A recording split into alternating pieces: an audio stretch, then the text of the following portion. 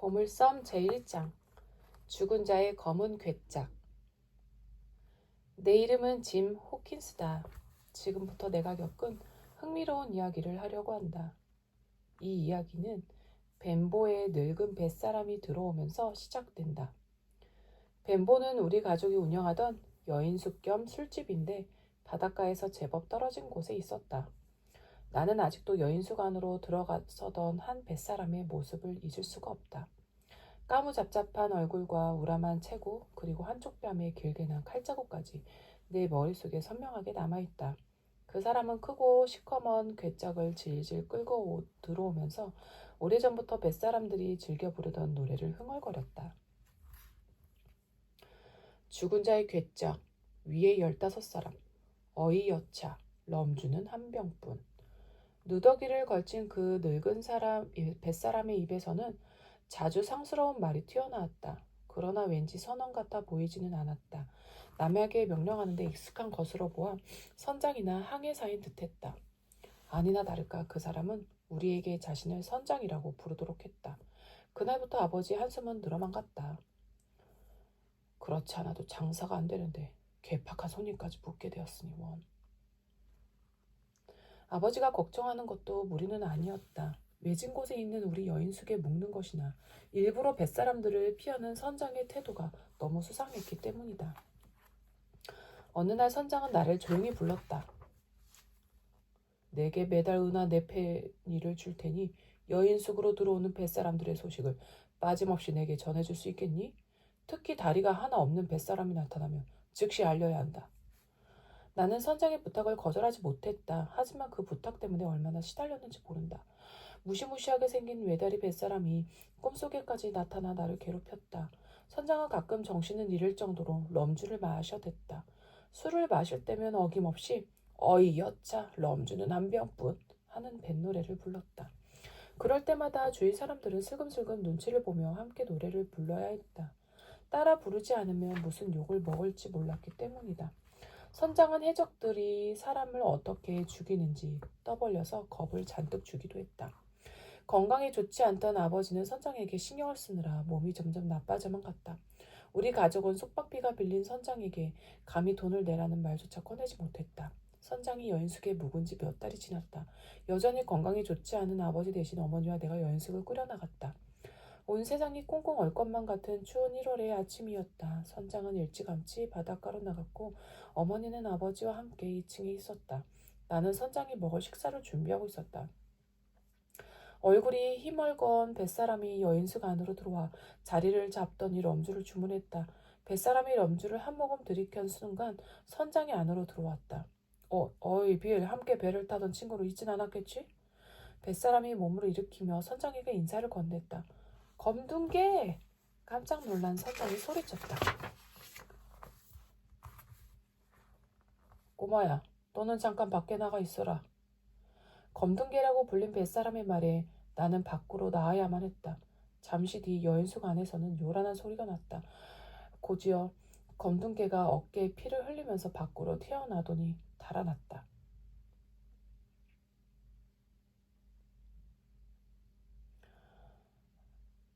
짐, 럼주를 가져오너라. 제기라, 어서 떠나야겠는걸. 칼을 들고 문까지 쫓아 나온 선장이 검둥개가 달아난 것을 확인하고는 내게 소리쳤다. 그러나 내가 럼주를 가지고 오기도 전에 선장은 쿵 하고 쓰러지고 말았다. 그러고는 눈을 감은 채 거친 숨을 몰아쉬었다. 어떻게 해야 할지 몰라 앉아보지 못하고 있을 때 리브시 선생이 들어왔다. 리브시 선생은 우리 동네 의사 겸 치안판사로 아버지를 왕진하러 오는 길이었다. 상태를 살펴본 리브시 선생은 선장의 소매를 걷어올렸다. 선장의 팔뚝에 바늘을 꽂자 검붉은 피가 줄줄 흘러나왔다. 곧이어 눈을 뜬 선장은 몸을 일으키려고 버둥거렸다. 일주일 동안 아무것도 하지 말고 누워 있어야 합니다. 한 번 더 쓰러지면 그때 죽게 될 테니 술을 끊으세요. 리브시 선생은 선장에게 주의를 주었다. 일주일은 너무 길어. 일주일이면 그놈들이 내게 흑점을 가져올 거야. 짐, 내게 럼주를 한 잔 가져다오. 선장은 리브시 선생이 돌아가자 내게 말했다. 하지만 의사 선생님이... 그깟 의사들 말은 한기로 흘려도 돼. 나처럼 험한 세상을 살아온 사람은 세상에 두려울 거라곤 하나도 없단다. 그놈들이 흑점을 가져와도 전혀 무섭지 않아. 선장은 큰 소리쳤지만 기운이 없는지 꼼짝도 하지 못했다. 짐, 아까 검둥개라는 녀석 봤지? 조만간 그보다 더 무서운 녀석들이 올 거야. 그 사람들이 노리는 건 내가 가지고 온 괴짝이란다. 괴짝 안에는 플린트 선장이 죽기 전에 내게 준 것들이 들어있지. 혹시라도 내게 무슨 일이 생기면 아까 그 의사를 찾아가라. 그리고 외다리를 조심해야 해. 녀석들이 오는 게 보이거든. 내게 꼭 알려야 한다. 그렇게 해준다면 내게도 그것을 똑같이 나눠줄게. 선장은 횡성수설하다가 잠들어 버렸다. 그날 저녁 선장 때문에 마음고생을 하던 아버지가 기어코 돌아가시고 말았다. 어머니와 나는 장례식을 준비하느라 선장에게 신경 쓸 틈이 없었다. 그 사이에 선장은 건강이 나빠졌고 성격도 더욱 난폭해졌다. 아버지의 장례식을 치른 다음 날이었다. 울적한 마음에 여인숙 문턱에 서서 아버지를 추억하고 있는데 무시무시하게 생긴 맹인이 다가왔다. 이곳이 멘보라는 여인숙이 맞습니까? 네, 아저씨 맞아요. 내가 손을 내밀자 맹이는 억센 힘으로 팔을 움켜쥐었다. 아, 꼬마로구나. 이 녀석아, 나를 선장에게 데리고 가거라. 공포에 질린 나는 맹인이 시키는 대로 할 수밖에 없었다. 여인숙 문을 열고 들어서자 선장은 탁자에 엎드려 자고 있었다. 선장님, 손님이 오셨는데요. 나는 맹인과 함께 선장에게 다가가 말했다. 럼주를 마시다 깜빡 잠이 든 선장은 내 목소리에 고개를 들었다. 그리고 맹인을 보자마자 그 자리에 얼어붙었다. 얼굴은 죽을 병에 걸린 환자처럼 창백했다. 빌, 얘 친구 퓨를 알아보겠나? 걱정 말게. 나는 할 일을 하러 왔을 뿐이야. 어서 손을 내밀게. 맹인의 말에 선장은 순순히 따랐다. 맹인은 오른손을 뻗어 뭔가 전해주고는 서둘러 여인숙을 빠져나갔다. 선장은 손바닥을 들여다보더니 벌떡 일어서며 소리쳤다. 10시! 좋아. 녀석들보다 앞설 수 있어. 선장은 비틀거리더니 앞으로 꼬꾸라져 버렸다. 그러고는 두 번 다시 일어나지 못하고 죽고 말았다. 어머니와 나는 이웃마을로 달려갔다. 도와주세요. 선장이 기어이 죽고 말았어요. 우리도 곧 악당들 손에 죽을지 몰라요. 선장은 우리 여인숙에 묵으면서 숙박비 한 푼 내지 않았어요. 악당들이 오기 전에 괴짝을 열어 숙박비를 챙겨야겠어요. 그건 아버지를 잃은 가엾은 우리 아들의 돈이니까요. 어서 같이 가주세요. 어머니가 흥분해 소리쳤으나 어느 누구도 선뜻 나서지 않았다. 나는 잘 몰랐지만 마을 사람들은 플린트라는 악명 높은 해적을 너무나 생생하게 기억하고 있었다. 결국 어머니와 나는 힘없이 여인숙으로 돌아왔다. 짐, 어서 문을 잠그렴. 나는 어머니가 시키는 대로 문부터 잠갔다. 시체가 된 선장은 동그랗고 검은 종이를 손에 쥐고 있었다. 선장이 말하던 흑점이 분명했다. 흑점에는 오늘 밤 10시까지 기다린다고 적혀 있었다. 아직 6시밖에 되지 않아 시간은 넉넉했다. 우리는 선장의 몸을 뒤지기 시작했다. 목 부분을 헤집자 지저분한 끈에 달린 열쇠가 눈에 띄었다. 열쇠를 가지고 선장의 방으로 돌아갔다. 괴짝을 열어보니 담배와 옷, 나침반, 조개 껍데기 같은 잡다한 물건과 함께 돈주머니가 있었다. 정확하게 내가 받아야 할 숙박비만 챙길 거야. 나머지 손은 대지 않겠어. 어머니는 이렇게 말하고 돈을 세기 시작했다. 계산은 오래 걸렸다. 생전 처음 보는 세계에 여러 나라의 돈들이 뒤섞여 있었기 때문이다. 초조하게 시간이 흘러갔다. 탁, 탁, 탁. 나는 소스라치게 놀랐다. 그것은 길바닥을 두드리는 맹인의 지팡이 소리였다. 어머니와 나는 숨을 죽인 채 귀를 기울였다. 가까워지던 지팡이 소리가 여인숙 문 앞에서 멈추었다. 곧이어 잠긴 문이 흔들렸다. 순간 심장이 벌떡 내려앉는 듯했다. 잠시 조용하던 지팡이 소리는 차츰 멀어졌다. 어머니는 여전히 돈을 세면서 숙박비를 계산하고 있었다. 어머니, 빨리요. 시간이 없어요. 그냥 돈주머니를 다 들고 가요. 그럴 수는 없다. 나는 받아야 할 돈만 챙길 거야. 그때 멀리 떨어진 곳에서 휘파람 소리가 들려왔다. 더 이상 머무를 시간이 없었다. 어머니 어서요. 모자란 숙박비 대신 이걸 가져가요. 나는 괴짝 가장 안쪽에 있던 물건을 집어들었다. 그것은 기름 먹인 천으로 싼 종이 꾸러미였다. 이윽고 여인숙을 향해 달려오는 발소리가 들려왔다. 서둘러 여인숙을 빠져나왔다. 밖은 온통 안개로 뒤덮여 있었다. 어머니와 나는 죽을 힘을 다해 내달렸다. 여기서 좀 쉬자꾸나. 숨을 헐떡거리던 어머니가 길 옆에 작은 다리를 가리켰다. 우리는 다리 밑 덤불 속에 몸을 숨겼다. 안으로 들어가 어서! 빌의 몸을 샅샅이 뒤지란 말이야. 다른 사람들은 개짝을 찾아봐. 퓨가 명령했다. 한동안 우당탕하는 소리가 나더니 한 사람이 맹인에게 달려와 외쳤다. 벌써 누군가 다녀갔나 봅니다. 그건 있던가? 퓨가 소리쳤다. 예, 돈은 여기 있어요. 사나이 가운데 한 사람이 손을 내밀며 말했다. 이런 바보, 돈 말고 프린트가 써놓은 것 말이야.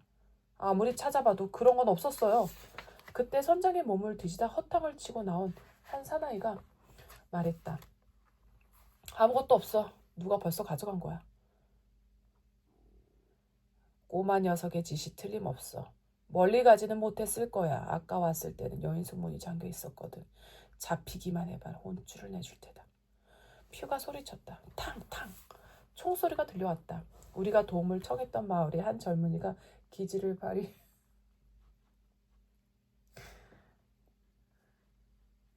세무서 관리들을 데리고 온 것이었다. 해적들은 어둠 속으로 재빨리 흩어졌다. 해적들이 찾는 물건은 돈이 아니라 내가 가지고 있던 종이 꾸러미였다. 나는 이 종이 꾸러미를 리브신 선생에게 맡기기로 했다. 그것은 선장의 뜻이기도 했다.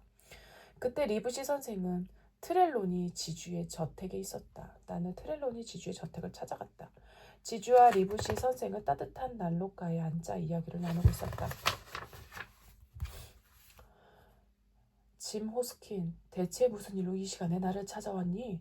리브시 선생은 놀란 표정으로 물었다. 나는 차분하게 지금까지 일을 털어놓았다. 리브시 선생과 지주는 고개를 끄덕이면서 진지하게 내 말을 들어주었다. 지주님도 플린트 선장에 대해서 들어보셨나요? 리브시 선생이 물었다. 물론 들어보고 말고요. 그 사람은 피에 굶주린 해적이요. 몰려온 녀석들은 틀림없이 플린트 선장의 돈을 쫓아왔을 거요. 짐, 그자들이 찾던 물건을 한번 살펴보자꾸나. 리브시 선생이 내게 말했다. 꾸러미는 실로 단단히 꿰매져 있었다. 리브시 선생은 의료기구가 들어있는 상자에서 치료용 가위를 꺼내 꿰맨 데를 잘라냈다.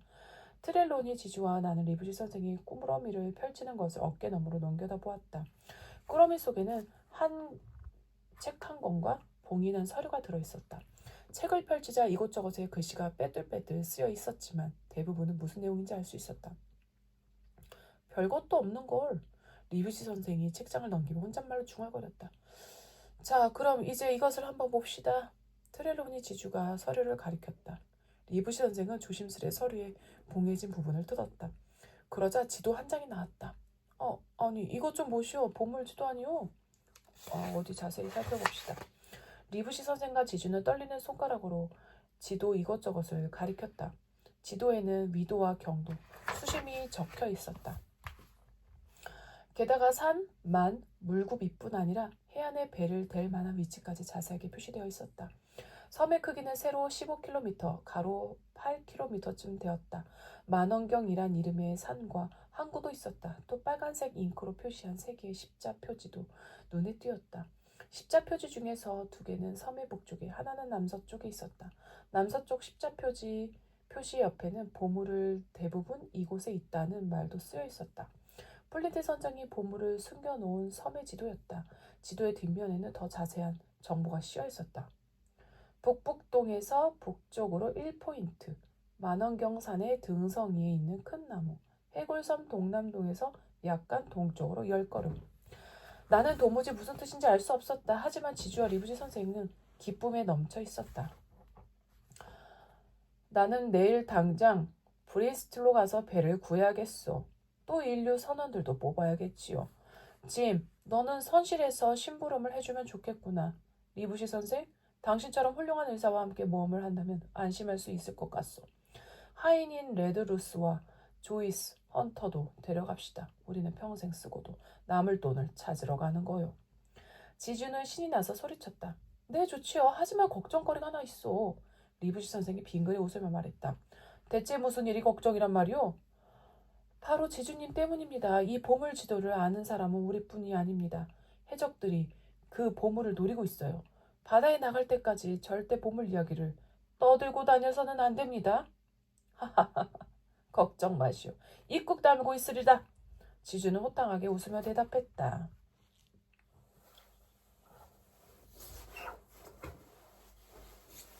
제2장 외다리 주방장의 정체. 트렐로니 지주가 브리스틀에서 항해에 필요한 준비를 하는 동안 리브시 선생은 일이 생겨 런던으로 떠났다. 그날 이후 나는 저들이 눈에 불을 켜고 나를 찾는다고 해 지주의 저택에서 생활해야만 했다. 지주의 늙은 하인 레드루스는 나를 꼼짝도 못하게 했다. 하지만 하루하루가 흥미진진했다. 바다 한가운데 떠있는 보물섬을 상상하느라 바빴기 때문이다. 우선 지도의 세세한 부분까지 머릿속에 잘 저장해두고 상상의 나래를 펼쳤다. 상상 속에서 나는 섬의 구석구석을 탐험하기도 하고 원주민과 싸움을 벌이기도 했으며 위험한 짐승에게 쫓기기도 했다. 나는 가능한 모든 상황을 상상해 보았다.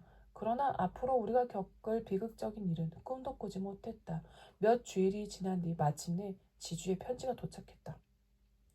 리브시 선생, 나는 브리스틀에 도착해 항해에 필요한 준비를 거의 마쳤어. 우선 블렌들리라는 친구를 통해 히스파니 홀라호라는 멋진 배를 사두었소. 블렌들리는 우리가 보물을 찾으러 간다는 것을 알고는 성심성의껏 일을 도와주었소. 좋은 배를 쉽게 찾은 것은 행운이지만 선원을 찾는 일은 생각보다 어려웠소. 처음에는 20명 정도 구하려고 했는데 대여섯 명밖에 구할 수가 없었어. 그런데 운 좋게도 키다리 존 실버라는 사람을 만나게 되었어. 그는 지금 술집을 운영하는데 브리스틀에 있는 모든 뱃사람을 알고 있다고 했어. 그래서 얼른 주방장 자리를 맡겼어. 참, 실버는 예전에 영국 해군으로 복무하다가 그만 다리 하나를 잃었다고 하오. 외다리지만 어찌나 일 진행이 빠른지 며칠 만에 선원을 다 모을 수 있었소. 자, 이제 모든 준비는 끝났소.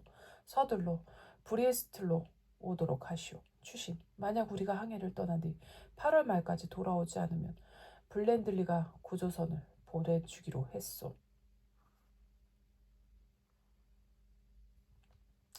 나는 지주가 보물 이야기를 떠벌린 것이 마음에 걸렸다. 그러나 모험이 코앞에 닥쳤다고 생각하자 걱정은 저 멀리 날아가 버렸다. 다음날 아침 나는 레드루스와 함께 벤보로 가서 어머니를 만났다. 어머니는 다행히 건강하고 표정도 밝았다.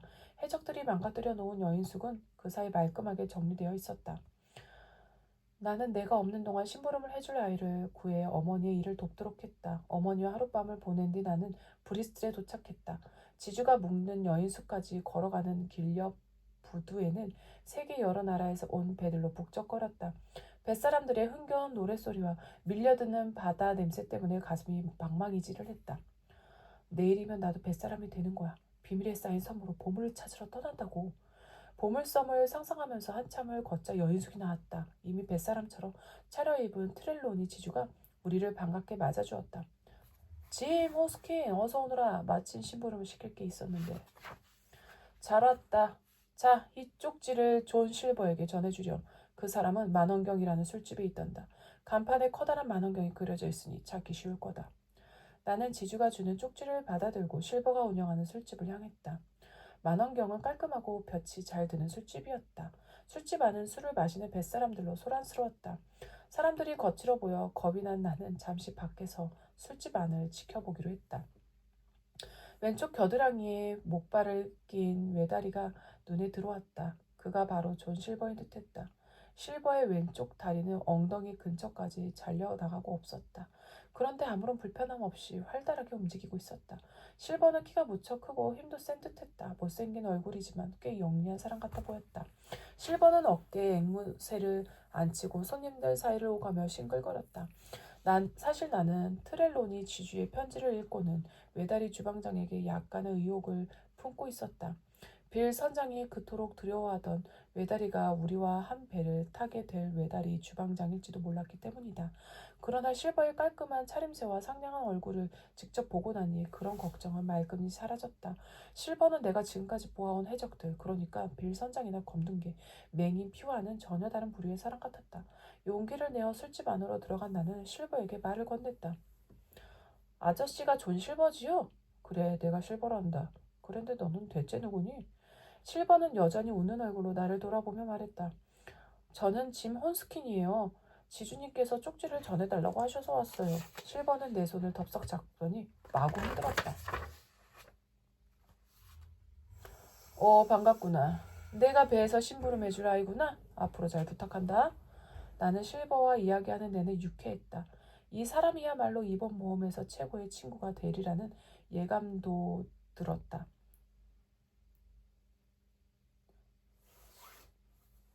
나는 실버와 이야기하는 내내 유쾌했다. 이 사람이야말로 이번 모험에서 최고의 친구가 되리라는 예감도 들었다. 마침내 배가 항구를 떠나는 날이 되었다. 우리가 히스파니올라호에 올라타자 항해사 에로씨가 반갑게 인사를 건넸다. 웬일인지 선장은 불만이 가득해 보였다. 지주는 그런 선장을 못마땅하게 여기는 눈치였다. 아니나 다를까 우리가 선실로 내려가자 선장이 뒤따라 내려왔다. 스몰릿 선장, 무슨 할 말이라도 있는 거요? 지주가 딱딱한 표정으로 물었다. 솔직히 저는 이 항해가 마음에 들지 않습니다. 뭐가 그렇게 마음에 들지 않소? 배가 시원찮소? 혹시 배의 주인인 내게 불만이 있는 거요? 트렐로니 지주는 화를 내며 물었다. 그러자 리부시 선생이 끼어들었다. 지주님, 진정하시고 이야기를 들어보지요. 자, 선장님 말해보세요. 대체 무엇 때문에 이번 항해가 마음에 안 든다는 건가요? 저는 이 항해의 목적이 무엇인지 몰랐습니다. 그저 저분이 시키는 대로 배를 몰고 가기로 약속했지요. 그런데 저만 모를 뿐 선원들 모두 이 배가 보물을 찾으러 떠난다는 사실을 알고 있더군요. 그 일이 얼마나 심각한지 모르는 것 같아서 말씀드리는데 이건 죽느냐 사느냐의 문제입니다. 보물찾기 항해가 얼마나 위험한지 아십니까? 선장님 말씀이 모두 옳습니다. 그렇지만 우리도 그 정도는 알아요. 리브시 선생이 고개를 끄덕이자 스몰리 선장이 다시 말을 이었다. 선원들도 문제입니다. 선원들은 애초부터 제가 뽑았어야 합니다.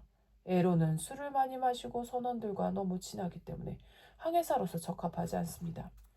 그러니까 선장이 원하는 게 무엇인지 딱 잘라 말해보시오. 지주가 굳은 표정으로 말했다.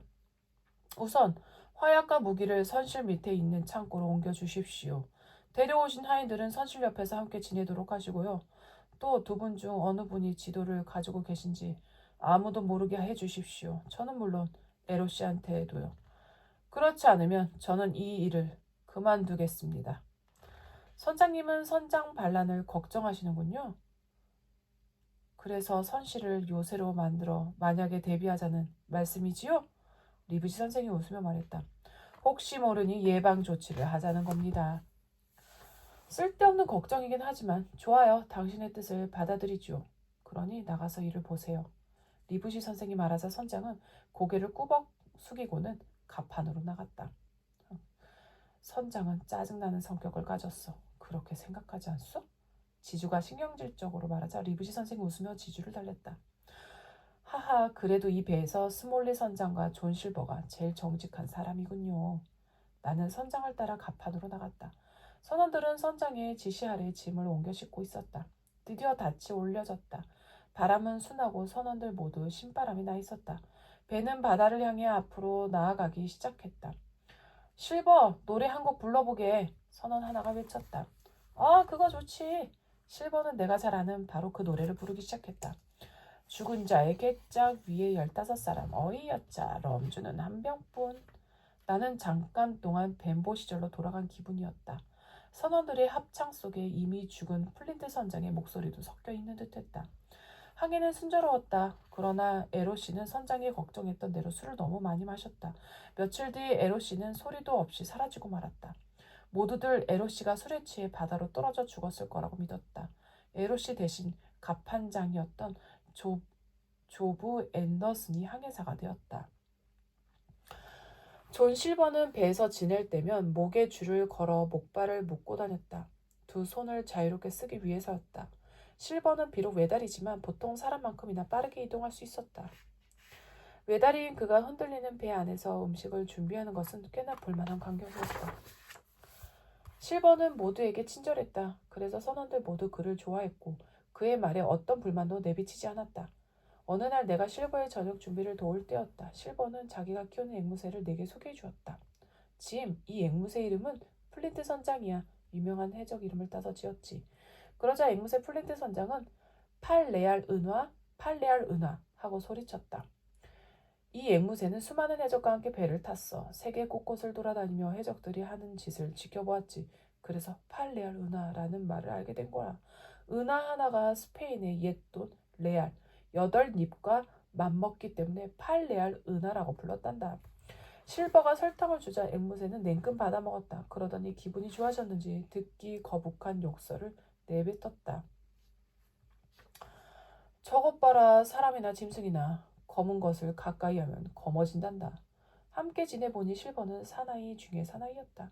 며칠이 지났지만 스몰릿 선장과 트렐로니 지주는 사이가 여전히 좋지 않았다. 지주는 선원들이 오다가 집어먹을 수 있도록 가판위에 사과가 들어있는 커다란 통을 놓아두었다. 선장은 이건 역시 불만이었다. 너무 잘해주면 선원들 버릇만 나빠진다니까요. 그 후로 지주는 선장을 노골적으로 무시했다. 히스파니올라호가 보물섬에 점점 가까워지자 선장이 상황을 설명했다. 오늘 밤이나 늦어도 내일 정오까지는 목적지에 도달할 수 있을 겁니다. 해가 지고 모두 잠자리 들었을 때 나는 사과를 먹기 위해 갑판으로 나갔다. 그동안 얼마나 먹어댔는지 바닥을 드러내 사과를 꺼내려면 커다란 통 안으로 들어가야 했다. 통 안에서 사과 하나를 집어 먹다 보니 파도 소리가 잔잔하게 들려왔다. 무척 조용한 밤이었다. 나는 사과를 입에 문 채 통 안에서 깜빡 잠이 들었다. 잠시 후 누군가 사과통을 건드리는 바람에 잠에서 깼다. 통 밖으로 나가려는데 실버의 목소리가 들려왔다. 실버는 바다에서의 무용담을 떠벌리는 중이었다. 지주와 선장은 나를 영국 해군 출신으로 알고 있지. 그렇지만 사실 나는 플린트 선장 배의 조타수였어. 나는 플린트와 함께 해적질을 하다 다리를 잃었고 퓨는 맹인이 되고 말았지. 그래도 약탈한 그 말을 두둑하게 챙길 수 있었다고. 플린트 선장의 그 많던 부하들은 지금도 어디로 갔나요? 배에서 가장 젊은 선원인 딕이 물었다. 글쎄 살아남은 사람들은 대부분 이 배에 타고 있지. 무심코 사과통 안에서 나가려던 나는 깜짝 놀라 주저앉았다. 겁에 질려 다리가 후들거렸지만 침착하려고 애쓰면서 바깥 소리에 귀를 기울였다. 좋아요. 전 당신과 함께 하겠어요. 딕이 실버에게 말했다. 지금 나는 실버가 선원 한 사람을 자기 편으로 끌어들이는 현장을 목격한 것이다. 혹시라도 딕이 우리 배에 마지막으로 남아있던 정직한 선원이 아닐까 하고 생각하자 긴장감이 더했다. 갑자기 실버가 휘파람을 불었다. 그러자 키잡이 이즈리얼 헨즈가 어슬렁거리며 다가왔다. 딕은 이제 우리 편이야. 실버가 웃으며 말하자 헨즈가 거칠게 항의했다. 실버 언제까지 기다려야 하지? 더 이상 스몰릿 선장을 봐줄 수가 없어. 당장이라도 끝장내주고 싶다니까. 헨즈 너무 조급하게 하지 말고 내 말을 잘 들어봐. 보물 지도가 누구 손에 있는지 우리는 모르잖아. 그러니 일단 의사와 지주가 섬에서 보물을 찾게 내버려두는 거야. 그리고 돌아갈 때는 스몰릿 선장이 배를 몰게 두었다가 절반쯤 갔을 때 공격하면 돼. 왜 선장에게 배를 맡겨요? 우리가 몰면 되잖아요. 딕이 실버에게 따져 물었다. 물론 우리도 배의 키는 잡을 수 있지. 그러나 방향을 정하는 건 아무나 할 수 있는 일이 아니야. 까딱 잘못했다간 바다 한가운데서 걔를 잃어버리기 십상이라고. 그러니 중간까지는 스몰렛 선장이 필요하단 말이야. 서두르지 말고 기다려. 그렇지 않다간 다른 해적들처럼 교수형을 당할 수 있어. 그럼 그들을 공격한 다음에는 어떻게 할 거죠? 딕이 물었다. 죽은 자는 말이 없는 법. 그러니까 안 됐지만 죽일 수밖에 없어. 목 말라. 사과나 좀 먹을까? 누군가 다가오는 소리가 났다. 순간 나는 어떻게 해서든 통 밖으로 튀어나가 도망치고 싶었지만 겁에 질려 꼼짝도 할 수가 없었다. 에휴, 사과는 무슨. 오늘 같은 날은 럼주가 제격이지. 헨즈의 말에 딕이 럼주를 가지러 갔다. 그러자 실버가 헨즈에게 말했다. 이제 우리 쪽으로 올 만한 사람이 없지? 이 말은 내게 큰 위안이 되었다. 아직 배에 믿을 만한 선원들도 있다는 의미였기 때문이다. 섬이다! 섬이 보인다! 망을 보던 사람이 외쳤다. 그 소리에 잠자리에 들었던 선원들이 일제히 갑판으로 모여들었다. 주변이 소란한 틈을 이용해 나는 사과통에서 빠져나왔다. 선원들은 모두 배의 앞쪽으로 달려들어갔다. 안개가 걷히면서 나지막한 두 개의 산이 모습을 드러냈다. 두 산은 약 3km 정도 떨어져 있었다. 그 뒤로 뾰족한 세 번째 산도 있었다. 저 섬에 가본 사람 있나? 스몰리 선장이 묻자 실버가 앞으로 나섰다. 제가 한번 가봤습니다. 다른 배에서 주방장 일을 볼 때 물을 기르러 갔었지요. 우리는 작은 섬을 해골섬으로 불렀는데 그곳에 배를 대면 안전할 겁니다. 남쪽으로 3개의 산이 나란히 있는데 앞돛대산, 큰돛대산, 뒷돛대산이라고 부르지요. 큰돛대산은 다른 말로 만원경산이라고도 합니다. 실버가 사람 좋은 표정을 지으며 말했다. 나는 눈구렁이 같은 그의 태도에 치가 떨렸다. 그럼 이 지도를 한번 살펴나 주겠나? 스몰레 선장이 지도를 건네자 실버의 눈이 순간적으로 빛났다. 그러나 그 지도는 플린트 선장의 지도가 아니었다. 보물의 위치를 알리는 붉은색 표시가 없는 복사본이었다. 아, 이 지도의 섬이 확실합니다. 플린트 선장의 보물 지도가 아니라는 사실을 안 실버는 크게 실망했지만 내색하지 않았다. 선원들은 갑판에서 선장과 지주와 리브시 선생은 선실에서 각각 축배를 들었다. 나는 선원들이 알아차리지 못하도록 조심스럽게 선실로 내려왔다. 세 분께 드릴 말씀이 있는데요.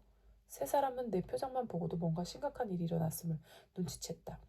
이야기를 털어놓는 동안 세 사람 꼼짝도 않고 내 말에 귀를 기울였다. 내 이야기를 모두 듣고 난 지주가 선장에게 말했다. 선장, 당신 생각이 맞았소. 내가 어리석었군. 아닙니다. 제 실수입니다. 폭동을 일으키기 전에 대부분 어떤 낌새가 보이는데 이번에는 저도 한 방 먹었습니다. 존 실버란 자는 정말 무서운 사람이군요. 선장은 계속 말을 이어나갔다. 앞으로 우리는 아무것도 모르는 척하며 일을 계속 진행해야 합니다. 지금 배를 돌리라고 명령하면 그들은 지도를 손에 넣기 위해 곧바로 공격해 올 것입니다. 다행히 보물을 찾을 때까지는 아직 시간이 있어요. 저들에게 가담하지 않은 선원도 있습니다. 우리는 조만간 싸움을 치러야 할 것입니다. 긴장하면서 준비하고 있다가 기회가 왔을 때 놓치지 말아야 해요. 여기 있는 네 사람과 레드루스, 헌터, 조이스를 합쳐도 겨우 7명 뿐이군요. 리브시 선생의 말대로 7대 19의 싸움이었다. 7사람 가운데 나는 아무것도 할 수 없는 어린아이였다. 짐, 앞으로 내 역할이 크겠구나. 그들은 아이인 내 앞에선 말을 가리지 않을 테니 정보를 얻을 수 있을 거다. 리브시 선생이 내 어깨를 토닥여 주었다. 순간 내 어깨가 무거워졌다. 선생은 나를 믿는다고 했지만 내가 할 수 있는 일은 아무것도 없었기 때문이다.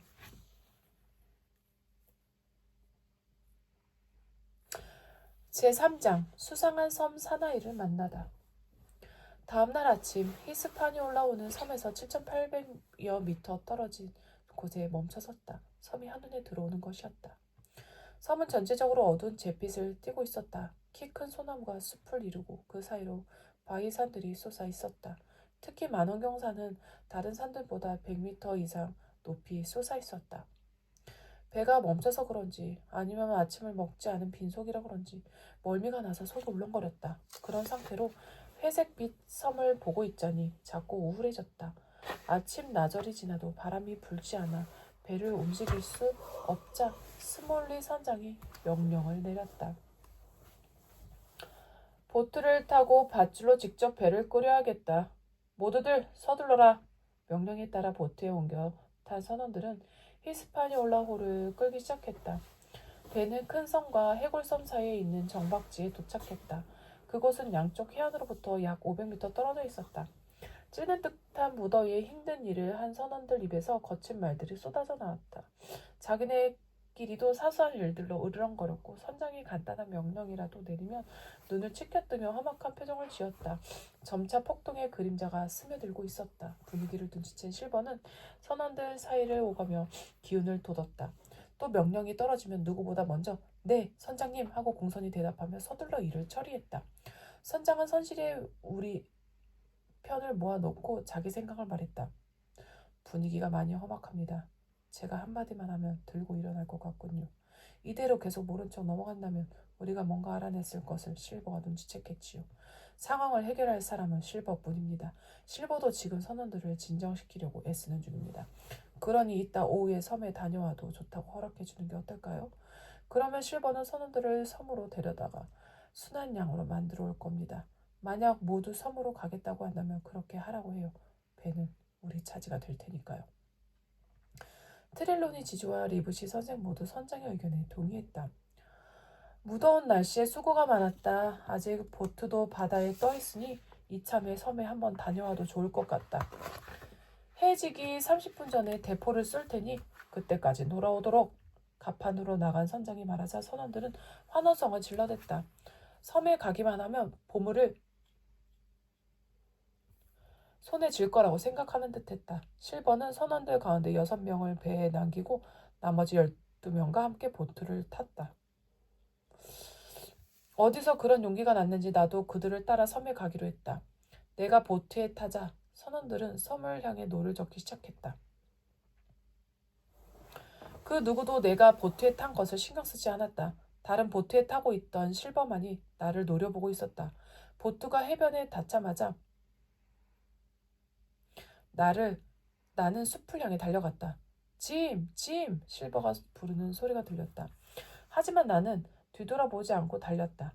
숨이 차서 더 이상 참을 수 없을 때까지 쉬지 않고 계속해서 달렸다. 나무들이 작은 숲을 잃은 곳에 도착해 한숨 돌리고 있는데 실버와 또 한 사람의 목소리가 멀리서 들려왔다. 두 사람은 서로 다투는 듯했다. 귀를 기울여 보았지만 거리가 멀어 자세히 들리지 않았다. 여기까지 왔으니 무슨 말을 하는지 엿들어야겠어. 나는 최대한 몸을 낮추고 그들의 대화가 또렷이 들릴 정도로 가까이 다가갔다. 실버와 함께 있는 사람이 톰이라는 선원이었다. 이봐, 다 자네를 위해서 하는 말이라니까 자네는 누구 편이 될 텐가? 실버는 땀을 닦으며 톰에게 말했다. 실버, 나는 당신이 매우 정직한 사람이라고 들었어요. 또 돈도 많고요. 당신은 절대 나쁜 짓을 할 사람이 아닙니다. 그런데 도대체 왜 이런 끔찍한 일을 버리시는 겁니까? 나는 톰은 떨리는 목소리로 그렇지만 침착함을 잃지 않고 말했다. 바로 그때였다. 멀리서 무시무시한 비명이 들려왔다. 톰이 놀라서 말을 멈추었다. 비명은 높은 산에 부딪혀 크게 메아리쳤다. 이게 무슨 소리죠? 톰이 묻자 실버가 미소를 띠며 입을 열었다. 아, 저거 아마 앨런이 죽는 소릴걸? 뭐라고? 앨런이? 실버, 당신이 앨런을 죽이라고 시켰군요. 당신은 이제 내 동료가 아니에요. 여기서 비참하게 죽는다 해도 나는 절대 당신 편이 되지 않을 겁니다. 톰은 이렇게 말하고 해변을 향해 걷기 시작했다. 그러자 실버가 달려들어 목발로 톰의 어깨를 힘껏 내리쳤다. 톰은 그 자리에서 고꾸라져 죽고 말았다. 실버는 톰이 죽은 것을 확인한 뒤 주머니에서 호루라기를 꺼냈다. 길게 불었다 짧게 불었다 하며 신호를 보내자 선원들이 하나둘 모여들었다. 나는 두려움 때문에 가슴이 터져버릴 것 같았다. 톰과 앨런 섬에서만 벌써 2사람이 죽었어. 다음은 내 차례일지도 몰라. 나는 앞을 살피지도 않고 무작정 달렸다. 달리는 동안 공포는 점점 커져만 갔다. 배로 돌아오려는 대포 소리가 들리면 어떻게 하지? 나는 이제 저 살인자들과 한 배 탈 수 없어. 저들은 나를 죽일 테니 이제 다 끝났어. 끝없는 절망감이 몰려왔다. 살인자들에게 죽임을 당하거나 배가 살인자들 차지가 되면 섬에서 굶어 죽겠지. 이런 생각을 하면서 달리기를 멈추지 않았다. 발에 걸리는 것은 뛰어넘고 얼굴에 닿는 것은 헤치면서 앞으로 갔다. 그때 숲을 뒤로 뭔가 빠르게 지나가는 것이 눈에 띄었다. 시커멓고 털이 덥수룩해서 사람인지 짐승인지 분간할 수 없었다. 도대체 뭐지? 다리가 후들거려 나는 더 이상 나아가지 못하고 멈춰섰다. 뒤에는 살인자들이, 앞에는 정체 모를 짐승이 있었다. 어느 쪽이든 위험했다. 모르는 위험보다는 아는 위험이 낫지. 나는 즉시 몸을 돌려 보트가 있는 해변 쪽으로 달렸다. 그러자 정체 모를 짐승도 나를 따라 달리기 시작했다. 짐승은 어찌나 속도가 빠른지 금세 나를 앞질렀다. 자세히 보니 2발로 달리는 사람이었다. 말로만 듣던 식인종인가? 머리카락이 쭉 뺐었지만 한편으로는 사람이라는 사실에 다소 안심이 되었다. 순간 나에게 권총이 있다는 사실이 떠올랐다. 그러자 두려움은 사라지고 낯선 사람에게 다가갈 용기가 솟아났다. 내가 가까이 다가가자 그는 대뜸 무릎을 꿇고 애원하듯 2 손을 모아주었다. 대체 누구시죠? 내가 묻자 그는 더듬거리며 말했다. 내 이름 벤 건이야. 3년 만에 처음으로 사람을 보는구나. 3년이라고요? 난파를 당한 건가요? 아니, 버려졌단다. 해적들은 잘못을 저지른 동료를 무인도에 버리기도 한다는 말을 들은 적이 있었다. 벤 건도 그 벌을 받은 것이 분명했다. 그제야 나는 벤 건을 자세히 살펴보았다. 나는 그가 백인의 그다지 나쁜 사람이 아니라는 인상을 받았다. 밖으로 드러난 피부는 햇볕에 타서 입술까지도 시커맸다.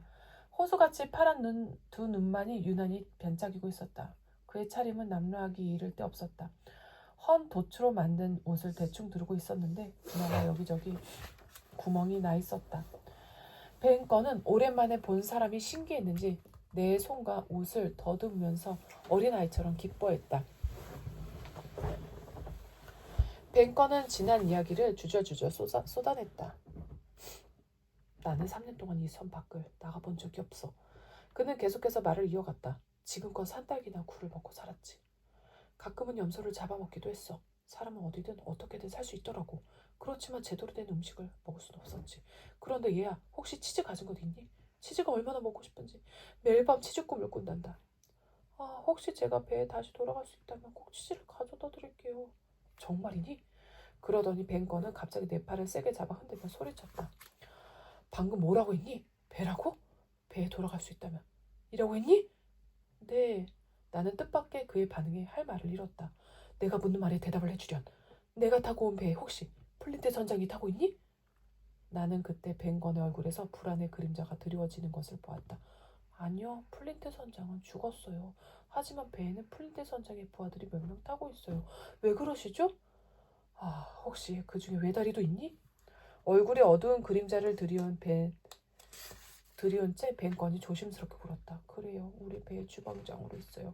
이름이 존 실버지요. 나는 뱅건에게 어려움에 처한 상황을 털어놓았다. 내 말을 다 듣고 난 뱅건은 자신의 이야기도 들려주었다. 나는 플린트와 함께 배를 타고 이 섬에 왔단다. 존 실버는 그 배 조타수였지. 나는 그의 긴 이야기를 잠자코 귀 기울여 들었다. 플린트 선장은 6명의 부하를 뽑아 보물을 묻으러 갔어. 나머지는 배에서 기다렸고, 그런데 일주일 뒤 플린트 선장 혼자만 돌아온 거야. 나머지 6명은 모두 죽었다고 하더군. 배에 남아있던 우리는 폴린트 선장이 무슨 일을 저지른 건지 알 길이 없었지. 폴린트 선장은 다시 돈을 모으러 가자고 말했어. 뱅커는 긴 한숨을 내쉬며 말을 이었다. 그러고 나서 3년 전에 나는 다른 배를 타고 이 섬을 지나가게 되었어. 선원들에게 이 섬에 플린트 선장의 보물이 있으니 함께 찾아보자고 했지. 모두들 신나서 그러자고 하더군. 하지만 열흘이 넘도록 땅을 팠는데도 보물이 나오지 않았어. 그러자 모두들 나를 원망하기 시작했어. 그러고는 나만 섬에 버려두고 모두 떠나버린 거야. 곡괭이와 삽을 두고 갈 테니 실컷 파보라고 말을 남기고 말이야. 뱅커는 잠시 숨을 고른 뒤 다시 입을 열었다. 얘야, 너 착한 아이지? 그러니 지주에게 가서 내가 얼마나 좋은 사람인지 말해다오. 부디 내가 고향까지 갈 수 있도록 말이다. 그러면 나도 너희를 도울게. 보물도 조금 떼어주고 말이야. 하얀 바위 밑에 내가 만든 보트가 있으니 언제든 쓰고 쓰렴. 그리고 뱅커는 갑자기 목소리를 낮추며 소곤거렸다. 나는 부자란다. 나는 섬에서 너무 외로웠던 나머지 그가 미쳐버린 거라고 확신했다. 바로 그때 펑 하고 대포 소리가 들려왔다. 아직 해가 지려면 1~2시간 정도 남아있었다. 싸움이 시작됐나 봐요. 대포 소리에 이어 탕탕 하는 소리도 들려왔다. 나는 뱅컨과 함께 히스파니올라호가 있는 쪽으로 내달렸다. 어느덧 총소리는 멈추고 정적이 흘렀다. 약 500m 떨어진 곳에 영국기가 펄럭이고 있었다. 요새 안에 있는 이들은 우리 편일까 아니면 폭동이 일으킨 해적일까. 어느 쪽도 확신하지 못한 채 불안감은 커져만 갔다. 제4장 해적들의 검은 깃발. 리브시 선생이 들려주는 이야기. 1시 30분쯤 실버와 선원들은 모두 보트 2척에 나눠 타고 섬으로 갔다. 배의 갑판에는 남은 선원 6명이 투덜대고 있었다. 짐 호스키까지 섬으로 가버린 것을 알고 마음이 무거웠다. 물론 짐을 의심하지는 않았다. 다만 그 아이가 무사할지 걱정되었을 뿐이다. 무슨 일이 일어날지 모르는데 잠자코 기다릴 수만은 없었다. 헌터와 나는 직접 바닷가 쪽으로 가보기로 했다. 지도에 말뚝으로 표시한 울타리를 살펴보기 위해서였다. 우리는 해적들의 보트와 멀리 떨어진 곳에 보트를 대었다. 그리고 보트에서 내리자마자 달렸다. 한참을 달리자 언덕 꼭대기에 말뚝을 박은 울타리가 나타났다. 그곳은 잘 지어진 요새였다. 2m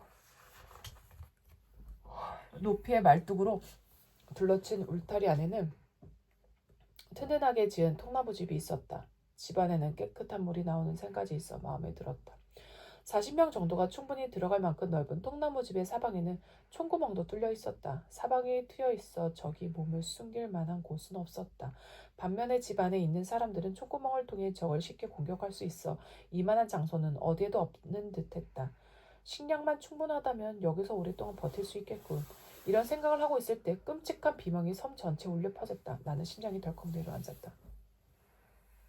짐 호스키가 죽임을 당했구나. 그러나 짐을 찾아볼 여유가 없었다. 우리는 곧장 보트를 타고 히스파니올라호로 되돌아왔다. 지주의 얼굴은 백지장처럼 하얗게 질려 있었다. 우리뿐 아니라 배에 남아있던 6명의 선원 가운데 한 명인 그레이도 적잖이 당황했다. 그레이는 잘만 하면 우리 편이 될 수도 있을 거요. 스몰릿 선장이 내게 조용히 속삭였다. 헌터와 조이스와 나는 보트에 짐을 싣기 시작했다. 소총과 돼지고기 구급함 따위였다. 그러는 사이 스몰릿 선장은 헨즈를 불러 말했다. 헨즈, 난 총을 가지고 있어. 살고 싶다면 섬에 있는 사람들에게 신호를 보낼 생각 따위는 아예 하지 않는 것이 좋을 거야. 헨즈는 깜짝 놀랐다. 우리가 자기네의 속셈을 눈치챘으리라고는 꿈에도 생각 못했기 때문이다. 늙은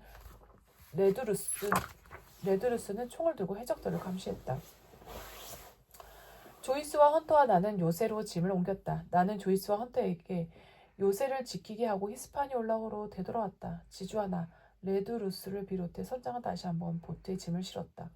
우리는 소총과 단검 하나씩만 챙기고 나머지 무기는 바다에 내던졌다. 다들 보트에 옮겨 타자 배에 홀로 남은 스몰리 선장이 앞 갑판을 향해 소리쳤다. 에이브러햄 그레이, 나는 지금 이 배를 떠날 예정이다. 나는 내가 착한 사람이라는 것을 알고 있다. 딱 30초를 줄 테니 잘 결정해라. 우리와 함께 가자. 그레이가 아무 대답도 없자 선장이 다시 외쳤다. 더 이상 기다리게 하지 마라. 1분 1초에 우리 목숨이 걸려있다. 그러자 갑자기 치고받는 소리가 나더니 그레이가 뛰어나왔다. 칼로 베인 뺨에서 피가 뚝뚝 떨어졌다. 함께 가겠습니다, 선장님. 그레이와 선장이 보트로 뛰어내리자마자 우리는 힘껏 노를 저었다. 그러나 짐을 너무 많이 실은 데다 5명이나 탔기 때문에 노 젓기가 쉽지 않았다. 노를 조금만 세게 저었다가는 보트가 뒤집힐지도 몰랐다. 더구나 썰물 때라 물이 빠지고 있어 매우 위험한 상황이었다. 대포를 깜빡 잊고 왔소. 선장의 말에 깜짝 놀라 배를 쳐다보니 5명의 선원이 포탄을 나르고 있었다. 이즈리얼 헨즈는 플린트 선장의 배에서 포수로 있던 사람이에요. 그레이가 놀라서 외쳤다. 우리 중에 가장 총을 잘 쏘는 사람이 누구요? 선장이 물었다. 트렐로니 지주님이 명사수입니다. 내가 대답하자 선장이 지주에게 말했다. 저 녀석들 가운데 헨즈를 마치시오. 트렐로니 지주는 침착하게 총을 쏠 준비를 했다. 총을 쏠 때 보트가 크게 흔들릴 거요. 균형을 잘 잡도록 하시오. 선장의 말에 우리는 노 적기를 멈추고 몸을 움직여 보트를 균형을 잘 잡을 수 있도록 했다. 탕! 트렐로니 지주가 총을 쏘았다. 그렇지만 운이 없었는지 총알은 헨즈가 아닌 다른 사람을 쓰러뜨렸다. 총소리를 들었는지 섬의 해변에서도 요란스러웠다. 놈들이 보트를 타려나 봐요. 내가 말하자 선장이 해변을 살피고는 소리쳤다. 배가 뒤집히든 말든 노를 저으시오. 어차피 섬에 닿지 못하면 모두 끝장이니까. 해적 가운데 한 사람은 보트를 탔고 나머지는 요새로 가는 길을 막으려는지 숲으로 뛰어갔다. 무엇보다 가장 큰 문제는 대포였다. 다행히 썰물의 속도가 약해져 우리는 해안 가까이 갈 수 있었다. 그때 해적 하나가 대포에 불을 붙이고 있었다. 정지! 지주가 외치자 선장과 레드루스는 온 힘을 대해 노를 거꾸로 저었다. 그러자 보트의 뒷부분이 1m나 물속으로 가라앉았다. 펑 하고 첫 번째 대포 소리가 났다. 대포알은 우리 머리 위를 한참 지나 멀리 떨어졌다. 그러나 배가 기우는 바람에 5자루의 총 가운데 3자루가 물에 젖고 말았다. 배는 점점 가라앉았다. 다행히 물이 깊지 않아 우리는 가까스로 헤엄쳐 땅에 닿았다. 그리고 요새를 향해 달리기 시작했다. 탁탁 나뭇가지 부서지는 소리가 났다. 함성도 점점 커졌다. 숲을 가로질러 우리를 향해 달려오는 해적들의 소리였다. 선장은 가지고 있던 총을 트렐로니 주주에게 주었다. 그리고 나는 아무 무기도 없는 그레이에게 단검을 빼주었다. 그레이가 칼을 능란한 솜씨로 휘두르자 우리는 용기를 얻었다. 드디어 요새가 눈에 들어왔다. 다 왔어요! 내가 외치자마자 17명의 해적들이 눈앞에 나타났다. 트렐로니 지주와 나는 재빨리 총을 쏘았다. 요새 안에 있던 헌터와 조이스도 함께 총을 쏘았다. 해적 하나는 쓰러졌고 나머지는 숲속으로 불이 나게 도망쳤다. 우리가 죽은 해적을 살펴보고 있을 때 숲속에서 탕 하는 소리가 났다. 동시에 레드루스가 바닥에 쓰러졌다. 지주와 내가 숲을 향해 총을 쏘아대자 해적들은 다시 도망쳤다. 우리는 통나무집 안으로 레드루스를 옮겼다. 불쌍한 늙은이 레드루스는 피를 흘리며 신음했다.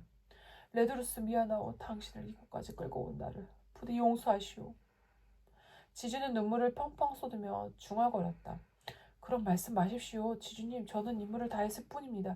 이제 기도문이나 읽어주십시오. 지주가 낮은 목소리로 기도문을 읽는 중에 레드루스는 세상을 떠났다. 선장은 주머니에서 영국 국기를 꺼내 레드루스의 시신을 덮었다. 그리고 또 하나의 영국 국기를 꺼내 긴 막대기에 매달아 지붕에 꽂았다. 선장이 내게 물었다. 구조선은 언제쯤 온다고 했소? 8월 말까지 우리가 돌아오지 않으면 배를 보내주기로 했습니다. 그럼 가장 큰 문제는 식량이군요. 식량이 절대적으로 부족하오. 조금 뒤에 펑 하는 소리가 들리더니 대포알이 요새 앞에 떨어졌다. 그러나 대포알은 사정거리가 짧아 요새를 공격하지는 못하고 모래먼지만 일으킬 뿐이었다. 날이 어두워지자 그의 이와 헌터가 용기를 내어 해변으로 내려갔다. 우리가 보트와 함께 버린 짐은 이미 해적들 차지가 되어버렸다. 해적들은 어디서 났는지 소총까지 한 자루씩 가지고 있었다. 선장은 주머니에 챙겨온 잉크와 펜을 꺼내 향해 일지를 썼다. 선장 알렉산더 스몰릿, 의사 데이비드 리브시, 목수 에이브러햄 그레이, 선주 존 트렐로니, 선주의 하인 존 헌터와 리처드 조이스, 이들만이 폭동에 가담하지 않았다. 선주의 하인 토머스 레드루스는 해적들의 총에 죽었다. 그리고 심부름을 해주던 아이 짐 혼스키는 스몰릿 선장은 여기서 펜을 멈추었다. 짐 호킨스가 무사한지 걱정스러웠다. 그때 요새 밖에서 부스럭거리는 소리가 들렸다. 선생님, 지주님, 선장님, 저예요. 놀라서 달려가 보니 말뚝이 박힌 울다리를 누군가 넘어오고 있었다. 짐 호킨스였다. 다시 짐 호킨스가 이어가는 이야기. 벤건과 나는 요새 앞에 커다란 나무 뒤에 숨어 있었다. 저 요새는 예전에 플린트 선장이 만들어준 거야. 플린트 선장은 머리도 좋고 용감했는데 단 한 사람 실버를 두려워했지. 실버는 그 정도로 대단한 사람이야. 저기 봐, 영국 국기가 걸려있지? 그러니까 해적들이 아니라 너희 편이 분명해. 실버였다면 해적 깃발을 걸어놓았을 거야. 벤건이 말했다. 어서 가봐야겠어요. 내가 가려 하자 벤건이 억센 힘으로 붙잡았다. 약속을 잊지는 않겠지? 그분들에게 내 얘기를 잘해주어야 한다. 할 말이 있으니 나를 꼭 만나달라고 말이야. 나를 만나려면 우리가 처음 만난 곳으로 와야 해. 손에 흰색 길을 들고 혼자서. 벤건은 몇 번씩 나의 다짐을 받고 싶어 했다. 좋아요. 그러니까 지주님이나 의사 선생님께 뭔가 제안할 것이 있다는 거잖아요. 그리고 두 분 가운데 한 분이 아까 그곳으로 혼자 가면 되고요. 맞죠? 시간은 내일 정오쯤이 좋겠어. 그렇게 전달할게요. 그럼 이만 가도 되죠? 벤건은 여전히 나를 놓아주려 하지 않았다. 너는 착한 아이지? 그러니까 실버에게 나를 팔아먹는 짓 따윈 하진 않을 거야. 만약 해적에게 잡혀 고문을 당한다 해도 절대 입을 열지 않겠지? 너를 믿으마. 만약 해적들이 섬에서 야영을 한다면 내일 아침녘에는 죽어 나자빠진 녀석이 있을 거다 분명히. 그때 갑자기 대포알이 숲으로 날아왔다. 우리는 이야기의 끝도 맺지 못한 채 서로 다른 방향으로 도망쳤다. 대포 소리는 1시간 이상 계속 뛰었다. 수많은 대포알이 요새 근처에 떨어지는 바람에 얼씬거릴 엄두조차 나지 않았다. 나는 조심조심 해안 쪽으로 내려가 보았다. 히스파니올라호에는 해적의 검은 깃발이 펄럭이고 있었다. 해변에서 불을 피우고 야영을 하던 해적들은 잔뜩 들떠서 노래를 부르고 소리를 질러댔다. 아무래도 럼주를 진탕 마신 듯했다. 이윽고 대포 소리가 완전히 멈추었다. 그제야 요새로 발길을 돌려 말뚝이 박힌 울타리를 넘어갔다. 요새 상황은 썩 좋지 못했다. 우선 땅에 묻히지 못한 레드루스가 영국 국기에 덮인 채 누워있었다. 글에 있는 배를 탈출할 때 얻은 상처 때문에 얼굴을 붕대로 감싸고 있었다. 그러나 선장은 우리를 가만두지 않고 막보는 일과 장작 패는 일, 레드루스의 무덤 파는 일 따위를 맡았다. 이렇게라도 분주히 움직이지 않으면 한없는 절망감에 빠졌을 것이다. 선장은 잠시도 쉬지 않고 여기저기 오가며 사기를 북돋워 주고 필요할 때마다 도움을 주었다. 스몰릿 선장이 나보다 한 수 위구나. 그런데 벤건이라는 자는 어떤 사람이지? 내가 겪은 이야기를 듣고 난 리브시 선생이 물었다.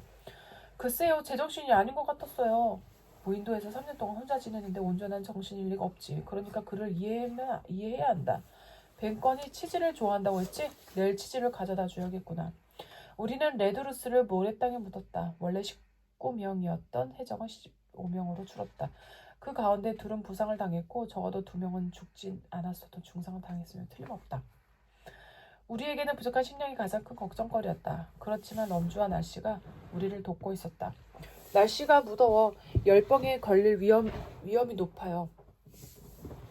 해적들이 저렇게 아무 준비도 없이 늪지대에서 야영을 하고 있으니 장담하건대 일주일 만에 절반 이상 죽을 겁니다. 리브시 선생이 자신있게 말했다. 해적들이 밤새도록 럼주를 마셔대는 것도 우리에게는 좋은 일이었다. 피곤한 하루였지만 이런저런 생각 때문에 한참을 뒤척였다. 하지만 막상 잠이 들자 정신없이 잠에 빠져들었다. 흰색 깃발이다! 누군가 외치는 소리에 깜짝 놀라 잠자리에서 일어났다. 이미 날이 밝아 있었다. 총구멍을 통해 밖을 내다보니 두 남자가 서 있었다. 한 사람은 실버였고 옆에 선 또 다른 남자가 흰색 천을 들고 있었다. 이건 휴전을 원한다는 깃발이오. 실버가 우리를 향해 소리쳤다. 속임수일지 모르니 각자 위치로 가시오. 그리고 다들 눈을 크게 뜨고 망을 보시오. 선장은 우리에게 명령한 후 실버를 향해 소리쳤다. 누구냐? 한 걸음만 더 다가오면 총을 쏘겠다. 실버 선장님께 협상하러 오셨소. 흰색 천을 흔들던 사람이 대신 나섰다. 실버 선장이라고? 나는 그런 사람 모른다. 스몰리 선장이 소리치자 실버가 직접 나섰다. 당신이 배에서 제멋대로 떠난 뒤 선원들이 나를 선장으로 뽑았소. 스몰리 선장, 협상하기 전에 먼저 약속하시오. 내가 울타리 안으로 들어갔을 때 총을 쏘지 않겠다고. 하고 싶은 말이 있으면 오케이. 뒤통수 치는 일은 자네 같은 사람들이나 하는 짓 아닌가. 선장의 말이 떨어지자마자 실버는 쾌활하게 웃었다. 역시 신사들이군. 실버는 울타리 안으로 목발을 먼저 던지더니 한쪽 다리로 훌쩍 뛰어넘었다. 나는 망보는 일도 있고 실버와 선장을 지켜보았다. 실버는 가파른 언덕을 오르느라 진땀을 뺐으나 결국 선장 앞에 섰다. 간밤에는 잘 주무셨습니까? 아, 예, 여기 모두들 모여있군. 너도 있었구나. 잘 있었니? 짐. 실버가 너스레를 떨자 스몰리 선장이 말을 걸었다. 어서 용건이나 말하고 가게. 스몰리 선장이 파이프 담배에 불을 붙이자 실버도 담배를 피우며 말을 시작했다. 어젯밤엔 우리가 감쪽같이 당했어. 꽤나 훌륭한 솜씨더군. 순식간에 우리 편 하나를 해치우다니. 솔직히 좀 놀랐지만 두 번 다시 그런 일은 없을 것이오. 우리도 술을 줄이고 보초를 세울 테니까. 선장은 실버가 무슨 말을 하는지 잘 몰랐다. 그러나 나는 실버의 말을 듣자마자 내일 해적 가운데 누군가 죽을 것이라던 벤건의 마지막 말이 떠올랐다. 이제 남은 적은 14명이었다. 실버가 말을 이어갔다. 우리는 보물을 원하오. 보물을 찾으려면 당신들이 가진 지도가 필요하지. 그런데 당신들은 목숨을 구하는 게 더 중요하지 않소? 그런데 말인데 우리 협상합시다. 먼저 우리에게 지도를 주시오. 불쌍한 뱃사람들이 잠든 사이에 죽이는 짓 따위는 더 이상 하지 말고 그러면 당신들에게 선택권을 주겠소. 보물을 찾은 뒤 우리와 함께 배를 타고 떠나도 좋고 이 섬에 그대로 있어도 좋소. 이 섬에 있겠다면 우리가 처음 만나는 배에 부탁해서 당신들이 무사히 집에 돌아갈 수 있도록 하겠소. 이만하면 괜찮은 조건 아니오? 그럼 이제 내 말을 들어보게. 나도 선택권을 주지. 자네들이 무기를 버리고 항복한다면 족쇄에 채워서 영국으로 데려가겠네. 그곳에서 공정한 재판을 받도록 말일세. 그렇게 하지 않는다면 알렉산더 스몰리 내 이름을 걸고 맹세한다. 너희 모두를 바다의 악령 데이비 존스의 밥이 되도록 해주겠다. 스몰리 선장은 파이프 담배에 재를 떨면서 말했다. 그러자 실버의 얼굴이 분노로 일그러졌다. 1시간 안에 이 요새는 벌집이 되고 말 거다. 실버는 무시무시한 욕을 퍼부으며 울타리 밖으로 빠져나갔다. 실버가 떠날 때까지 제자리를 지키고 있던 사람은 그레이뿐이었다. 우리는 그때 처음으로 선장이 화내는 모습을 보았다. 모두 제 위치로! 선장은 상황을 여기까지 몰고 온 우리 모두를 꾸짖고는 앞으로의 계획을 말했다. 우리는 1시간 안에 공격을 받게 될 겁니다. 사람 수는 적지만 그래도 안전한 곳이니까 그다지 불리한 싸움은 아닐 것이오. 요새의 동쪽과 서쪽 그리고 문이 있는 남쪽에는 총구멍이 2개뿐이었고 북쪽에는 총구멍이 5개였다. 우리는 모두 20자루의 총을 가지고 있었다. 집 안 가운데에는 장전된 총과 화약이 놓여 있어 급하면 어디든지 쓸 수 있었다. 선장은 다시 구체적인 지시를 내렸다.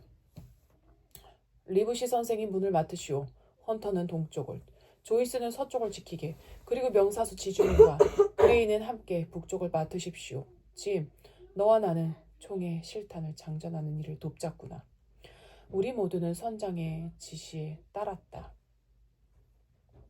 해가 떠오르자 요새안은 점점 뜨거워졌다. 우리는 외투를 벗고 소매를 걷어올렸다. 그래도 줄줄 흘러내리는 땀은 막을 수 없었다. 기다리는 시간이 지루하게 느껴질 무렵이었다. 탕! 울타리를 막 넘으려는 해적을 발견한 조이스가 총을 쏘았다. 곧이어 사방에서 총알이 빗발쳤다. 해적들은 울타리를 넘기 시작했다. 지주와 그레이가 총을 쏘아 세 사람을 쓰러뜨렸다. 하나는 울타리 안, 둘은 밖이었다. 울타리 밖에 떨어진 사람 중 하나는 잽싸게 숲속으로 도망쳤다. 하지만 해적 가운데 네 사람은 벌써 울타리 안으로 들어오고야 말았다. 그들은 순식간에 요새 바로 앞까지 왔다. 어느 순간 중앙 총구멍으로 가판장 앤더슨의 얼굴이 쑥 들어왔다. 공격! 공격! 앤더슨의 외침과 동시에 해적 한 명이 수총을 빼앗아 헌터의 머리를 내리쳤다. 단검을 가지고 밖으로 나가 싸워라! 선장이 외치자 모두들 서둘러 칼을 집어들었다. 스몰렛 선장의 목소리가 심상치 않았지만 그의 부상을 걱정할 겨를이 없었다. 앤더슨과 정면으로 마주쳤기 때문이다. 앤더슨은 칼을 머리 위까지 치켜들었다. 나는 몸을 피하려다 언덕 아래로 구르고 말았다. 내 뒤를 따라오던 그레이가 단칼에 앤더슨을 해치워버렸다. 리브시 선생도 한 명을 해치웠다.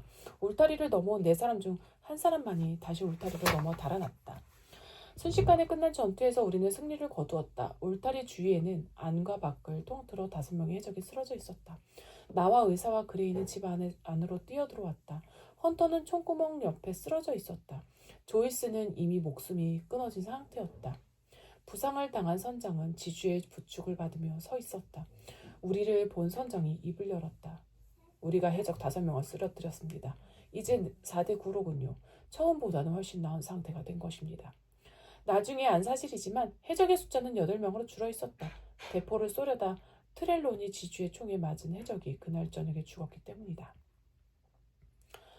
제5장 새 선장 짐 호킨스. 선장은 앤더슨이 쏜 총에 맞아 어깨뼈와 폐를 다쳤다. 다행히 심각한 부상은 아니었지만 며칠 동안 꼼짝도 하지 말라는 진단이 내려졌다. 헌터는 우리의 온갖 노력에도 불구하고 의식을 회복하지 못했다. 거칠게 숨을 몰아쉬며 버티던 헌터는 다음날 숨지고 말았다. 저녁 식사를 마친 뒤 리브시 선생은 권총과 칼을 가지고 북쪽 울타리를 넘어 사라졌다. 요새는 숨 막힐 듯 더웠다. 게다가 사방을 뒹구는 시체에서 피 비린내까지 풍겨왔다. 의사 선생님은 벤 건에게 가셨을 테지. 아, 부러워. 숲속을 뛰어다니면 얼마나 상쾌할까. 소나무에서 기분 좋은 향내도 나겠지. 여긴 이렇게 푹푹 찌는데. 나는 결국 참지 못하고 일을 저지르기로 했다. 아무도 외출을 허락하지 않을 것이 뻔하므로 몰래 빠져나가기로 한 것이다. 만약을 대비해 권총 2자루와 총알, 비스킷까지 완벽하게 챙겼다. 벤 건이 어제 말한 하얀 바위를 찾아보자. 그곳에 보트가 있는지 확인해야지. 트렐로니 지주와 그레이가 선장의 붕대를 갈아주는 틈을 타 울타리를 넘는 나는 뒤도 돌아보지 않고 뛰었다. 너무 설레서 요새 안에 성한 사람이 둘뿐이란 사실도 미처 생각지 못했다. 벤 건이 말한 바위는 생각보다 찾기 쉬웠다. 해골섬으로 내려가는 길에 흰 바위가 눈에 들어왔다. 하지만 숲풀 사이로 우뚝 솟은 흰 바위로 올라가는 일은 꽤 힘들었다. 도착해보니 바위 아래로 작은 구덩이가 있고 그 안에 벤 건의 보트가 있었다.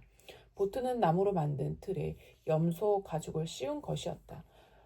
조악해 보였으나 나 같은 어린아이도 쉽게 옮길 만큼 가볍다는 장점도 있었다. 그때 다시 엉뚱한 생각이 고개를 쳐들었다. 이 가죽배를 타고 몰래 가서 히스파니올라호의 닷줄을 끊어놓자. 해적들 어디 한번 놀라보라지. 나는 날이 어두워지기를 기다리며 비스킷을 먹었다. 이윽고 밤이 되자 가죽배를 타고 바다로 나갔다. 바다에서 가죽배를 다루는 일은 무척 까다로웠다. 배는 한자리에서 맴돌거나 바람이 부는 쪽으로 밀려갔다. 아무리 애를 써도 내가 가고 싶은 방향으로 움직이지 않았다. 그런데 운이 좋았는지 썰물이 시작되었다. 바닷물은 나를 히스파니올라호 쪽으로 데려가 주었다. 가죽배를 이리저리 움직여 가까스로 히스파니올라호의 닷줄을 붙잡았다. 물살이 강해 닷줄은 무척 팽팽했다. 나는 이럴 때 닷줄을 끊으면 무척 위험하다는 사실을 잘 알고 있었다. 배가 성난 소처럼 날뛰기 때문이다. 잠시 뒤 바람의 방향이 바뀌면서 밧줄이 느슨해졌다. 나는 칼을 꺼내 밧줄을 한 가닥씩 끊기 시작했다. 선실에서 술 취한 해적들이 다투는 소리가 들려왔다. 나는 개의치 않고 열심히 칼질을 했다. 마침내 마지막 남은 한 가닥마저 끊어버렸다. 그와 동시에 가죽배가 크게 흔들렸다. 비틀거리던 나는 하마터면 히스판이 올라오에 부딪힐 뻔했다. 노를 저어 요새에 돌아가려는데 배점 밖으로 늘어진 밧줄이 눈에 들어왔다. 나는 호기심을 억누르지 못하고 그 줄을 잡았다. 그러고는 줄을 타고 올라가 조심스레 선실을 들여다보았다. 선실에서는 이즈리얼 핸즈와 빨간 모자를 쓴 해적이 서로의 목을 조르느라 정신이 없었다. 저러고 있으니 내가 밧줄을 끊은 줄도 모르지. 내가 다시 가죽배로 뛰어내리자 가죽배가 요동을 쳤다. 파도가 크게 넘실거리자 가죽배는 방향을 바꾸더니 빠르게 움직이기 시작했다. 히스판이 올라고도 비틀거리면서 떠내려갔다. 서서히 남쪽으로 방향을 바꾸고 있었다. 나는 흔들거리는 가죽배에 엎드려 파도에 휩쓸리지 않으려고 꼼짝도 하지 않았다. 가죽배는 파도에 이리저리 흔들렸다. 높이 치솟은 파도가 내 등을 때리기도 했다. 나는 내내 엎드려 있다가 잠이 들고 말았다. 잠에서 깨어났을 때는 해가 높이 솟아 있었다. 내가 타고 있는 가죽배는 보물섬의 남서쪽을 떠돌고 있었다. 옆으로 섬의 절벽이 있었다. 절벽에 부딪히는 파도는 무시무시할 정도로 거셌다. 그쪽으로 다가가 나는 파도에 휩쓸려 절벽에 부딪혀 죽어버릴 것만 같았다. 나는 섬에 들어가는 걸 포기했다. 문득 바다 쪽을 바라본 내 시선에 히스파니올라 호가 들어왔다. 아주 가까운 곳에서 천천히 떠가고 있었다. 히스파니올라호는 바람이 부는 대로 흘러갔다. 해적들은 아직도 술에 취해서 배가 제멋대로 떠다니는 것조차 모르는 듯했다. 아휴, 바보들. 아직도 술에 골아 떨어져 있나 보군. 나는 히스파니올라호를 다시 살펴보기로 마음 먹고 힘껏 노를 저었다. 파도가 몰아쳐 바다불이 가죽배에 쏟아져 들어왔다. 나는 모자로 물을 퍼내야 했다. 그러는 동안 바람의 방향이 바뀌어 히스파니 올라오는 다른 쪽으로 흘러갔다. 하지만 잠시 바람이 멈추었고 해류는 히스파니 올라호의 뱃머리를 돌렸다. 나는 힘껏 노를 저어 히스파니 올라호 옆에 나란히 섰다. 가죽배가 파도 끝에 올라선 순간 나는 히스파니 올라호의 삼각도 활대를 움켜쥐었다. 우지끈. 거대한 히스파니 올라호가 보잘것없는 가죽배를 박살내버렸다. 눈앞이 캄캄했다. 이제 히스파니 올라오를 떠날 수 없게 된 것이다. 한동안 활대를 붙잡고 고민하던 나는 가판 위로 올라가기로 결정했다.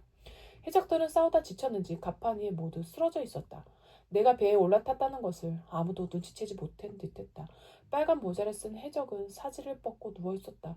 헨즈는 고개를 숙인 채 난간에 기대 앉아 있었다. 이상한 일이었다. 해적들은 파도에 배가 출렁일 때마다 조금씩 더 미끄러졌다.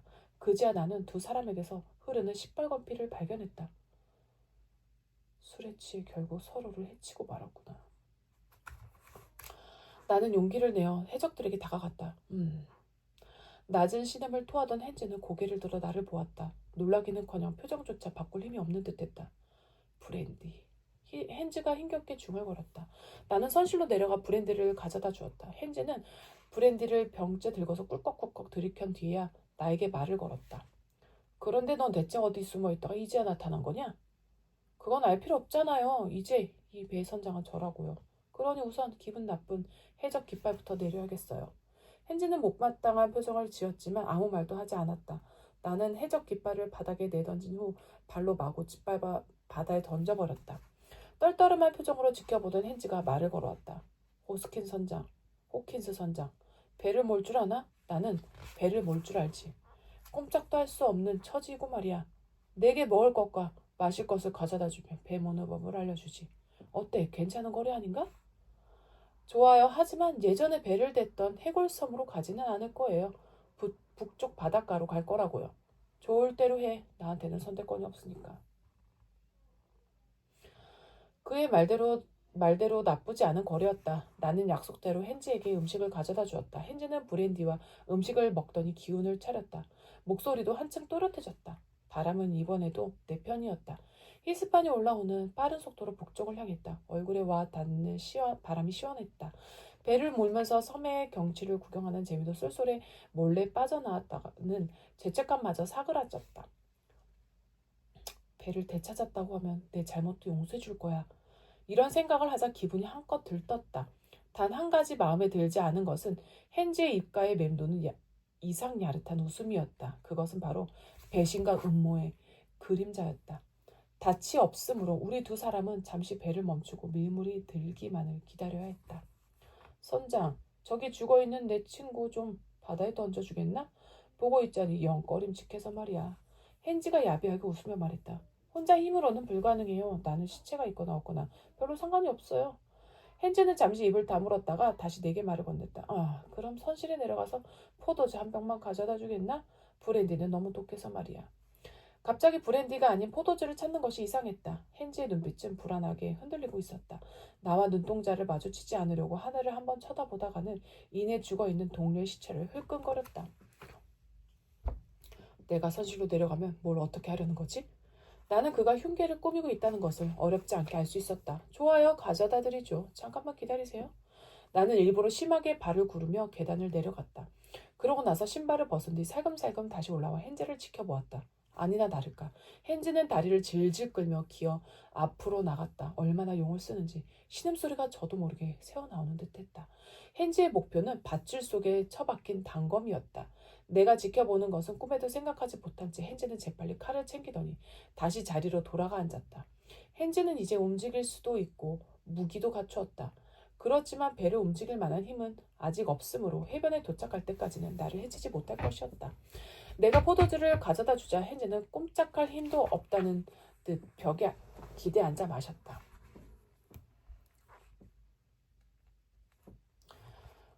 이제야 살 것 같군. 이봐, 짐 선장. 밀무떼니 다시 돌아보자고. 내 말대로만 하면 안전하게 배를 댈 수 있을 거야. 우리가 배를 댈 곳은 어기는 좁고 얕을 뿐 아니라 길게 뻗어 있어 큰 배를 끌고 들어가기가 어려웠다. 그러나 헨제는 뛰어난 키잡이였으며 나는 눈치가 빠르고 동작이 날쌔했다. 그래서 처음 배를 몰아본 솜씨라고는 믿기 어려울 정도로 능숙하게 운전했다. 호스킨 선장, 저기 고운 모래가 깔린 곳을 봐. 배를 올리기 딱 좋은 곳이야. 그런데 속도가 너무 빨라. 오른쪽으로. 그렇지. 그대로 오른쪽. 나는 그의 명령에 따라 배를 몰았다. 배를 조종하는 데 빠져 있던 나는 낌새가 이상해 뒤를 돌아봤다. 으악! 두 사람의 입에서 동시에 비명이 튀어나왔다. 나는 재빨리 권총을 꺼내 달려오는 헨지를 향해 겨누었다. 두 눈을 질끈 감고 방아쇠를 당겼으나 총알은 나가지 않았다. 가죽배에 찼던 바닷물에 점화약이 젖었던 것이다. 눈앞이 캄캄했다. 바로 그때 배에 무언가에 부딪혔는지 휙 기울어졌다. 우리 둘은 갑판 위를 대굴대굴 굴렀다. 그 바람에 운 좋게도 빨간 모자의 시체가 헨지를 덮쳤다. 헨지가 시체와 뒤엉켜 버둥거릴 때 나는 밧줄을 타고 돛대를 기어 올랐다. 하지만 기울어진 배 때문에 발 아래에서 바닷물이 찰렁거렸다. 나는 안전한 곳에 자리를 잡고 점화약을 갈아 끼웠다. 헨즈는 입에 칼을 물고 돛대를 기어 올라왔다. 하지만 부상 때문에 몸의 움직임이 더뎠다. 한 걸음만 더 오면 쏠 거예요. 나는 헨즈에게 총을 겨누며 나지기 말했다. 이때 헨즈가 나를 향해 단검을 날렸다. 어깨에 심한 통증을 느끼는 순간 나는 방아쇠를 당겼다. 헨즈는 비명을 지르며 바닷속으로 떨어졌다. 어깨에서 뜨거운 피가 흘러내렸으나 다행히도 칼이 깊숙이 박히지는 않았다. 나는 어깨에 단검을 뽑아버리고는 천천히 돛대에서 내려왔다. 나는 빨리 요새로 돌아가 해적들 손에서 히스파니올라호를 되찾았다고 자랑하고 싶었다. 북쪽 해변에서 요새까지 가는 길은 험난했다. 어두운 밤이라 어느 방향이 맞는지 종잡을 수가 없었다. 발을 내딛어야 하는 곳도 보이지 않아 구덩이로 굴러떨어지기 일쑤였다. 이윽고 요새에 도착해보니 정적만이 이제 감돌았다. 나는 울타리를 넘어 조심스럽게 들어갔었다. 인기척이라고는 없고 모닥불만 타고 있었다. 이상하다. 오늘따라 불을 크게 피워놓았네. 이렇게 장작을 낭비했다가는 선장님께 혼날 텐데. 예전과 다른 것이 또 하나 있다면 경비가 허술하다는 점이다. 이런 식으로 밤을 보내다가 해적들에게 꼼짝없이 당하고 말 텐데. 나는 통나무 집 안으로 들어섰다. 깜깜해서 아무것도 보이지 않았다. 그러나 잠든 사람들의 숨소리를 들으니 마음이 편안해졌다. 바로 그때 날카로운 목소리가 어둠을 갈랐다. 팔레알 은하, 팔레알 은하, 팔레알 은하. 실버의 앵무새 목소리였다. 순간 온몸에 소름이 돋았다. 여기서 빨리 도망쳐야 해. 그러나 이미 늦었다. 앵무새 소리에 놀란 단잠에 빠졌던 해적들이 벌떡 일어난 것이다. 젠장 누구야? 디, 어서 횃불을 가져와. 누군가 횃불을 밝히자 성난 해적들의 모습이 드러났다. 나는 내 발로 적의 속을에 들어와 버린 것이다. 제6장 플린트 선장의 보물. 통나무 집 안은 해적들이 밝힌 횃불로 대낮처럼 환했다. 해적은 모두 6명이었다. 아무리 둘러봐도 우리 편은 없었다. 내가 없는 동안에 모두 다 죽었구나. 갑자기 목이 메었다. 앵무새는 실버의 어깨에 앉아 부리로 날개를 다듬고 있었다. 해적들은 화가 잔뜩 난 표정이었다. 얼큰하게 취해서 곤히 잠들었다가 방해를 받아 깨어났기 때문이다.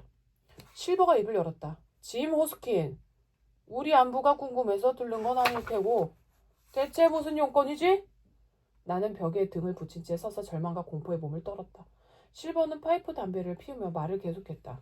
짐, 나는 너가 무척 마음에 든다. 처음 봤을 때부터 영리한 아이라고 생각했지. 이제 우리 편이 되는 건 어떠니? 리브시 선생은 너를 배은망덕한 개구쟁이로 생각하더구나. 앞으로 너를 받아들일 수 없을 테지.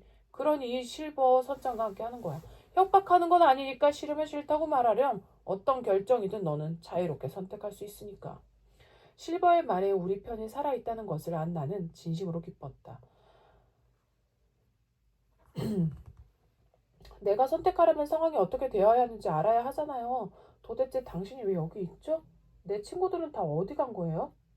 나는 떨리는 목소리로 물었다. 어제 아침에 리브시 선생이 흰색 깃발을 들고 나를 찾아왔더구나. 그러더니 배가 사라졌다고 하는 거야.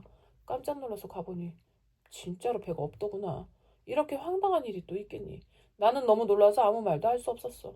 그런데 리브시 선생이 거래를 하자고 해서 우리가 이 요새를 차지한 거야. 이제 식량과 술, 장작까지 모두 우리 것이지. 그 사람들은 터덜터덜 걸어서 여길 떠났어. 짐, 이제 말해보렴. 앞으로 어떻게 하겠니? 실버는 기대 어린 눈빛으로 나를 쳐다보았다. 실버씨, 당신은 보물도 잃고 배도 잃고 부하도 잃었어요. 모든 계획을 망쳤지요. 누가 그렇게 만들었는지 아세요? 바로 나예요. 당신이 함께 해적질을 하자고 딕을 꼬드길 때 사과통 안에서 엿들었거든요.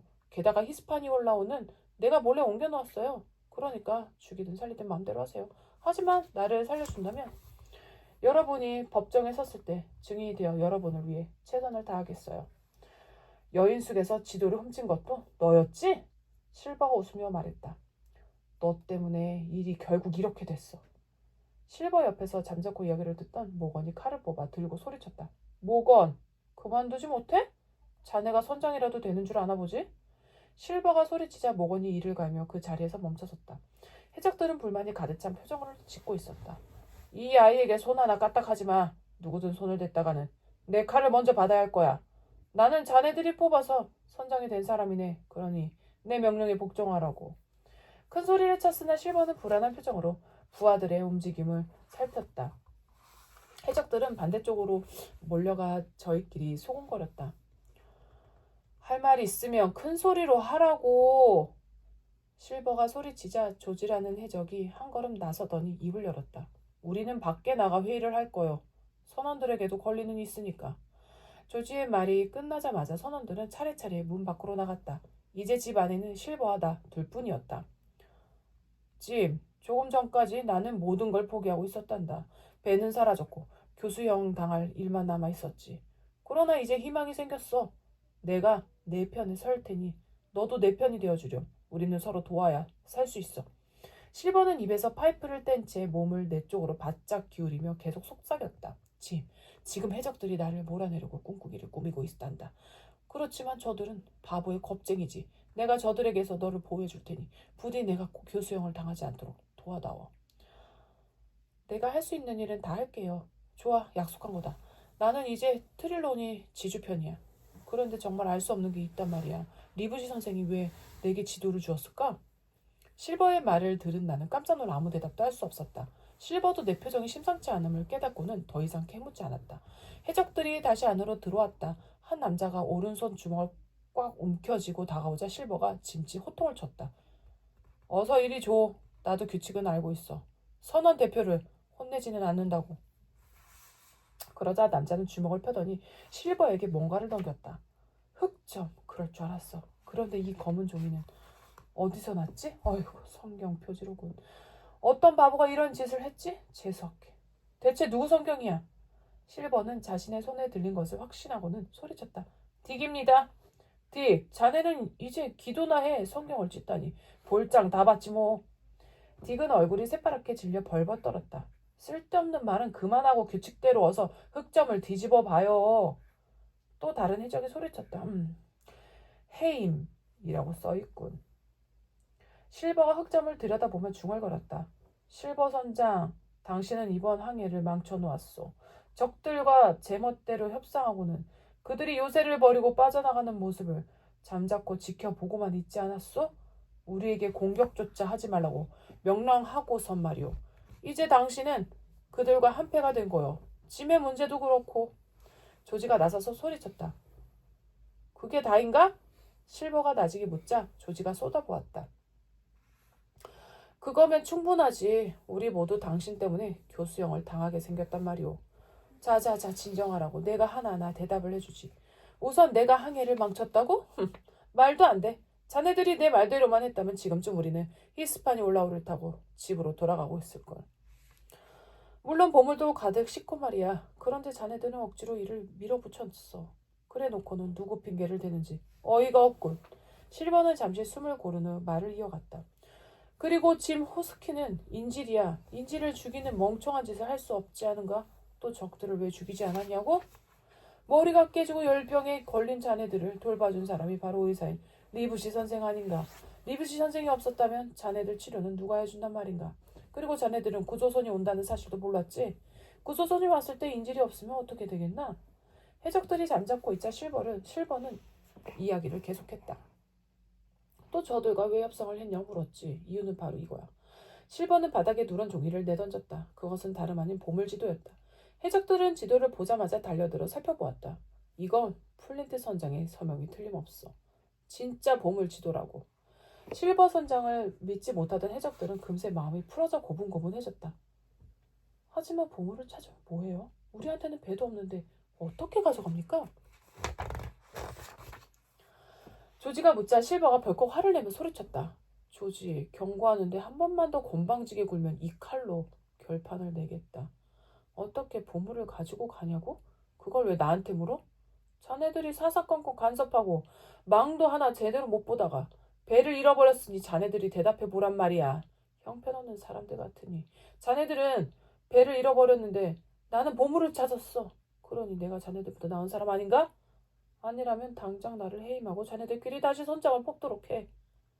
그러자 눈치를 보던 해적들이 한 목소리로 외쳤다. 실버 선장 만세! 실버 선장 만세! 그럼 얘기는 끝났군. 이 흑점은 더 이상 필요 없지. 짐, 내가 기념으로 가지렴.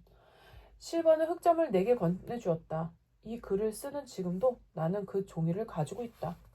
해적들은 잠자리에 들었으나 나는 이 생각 저 생각을 하다 겨우 잠들 수 있었다. 의사다! 의사가 왔어! 누군가 외치는 소리에 눈을 떴다. 벌써 날이 밝아오고 있었다. 나는 리브시 선생이 왔다는 말이 반갑지만은 않았다. 나의 갑작스러운 행동이 어떤 결과를 가져왔는지, 그래서 내가 지금 누구와 함께 있는지 잘 알았기 때문이다. 실버는 밝은 표정으로 의사를 맞았다. 어서 오시오. 선생님이 돌봐주신 덕분에 다들 많이 좋아졌어요. 오늘은 놀라운 소식이 하나 더 있네요. 짐 호킨스가 우리와 함께 있답니다. 리브시 선생은 놀란 듯 멍하니 서 있다가 나를 보고 입을 열었다.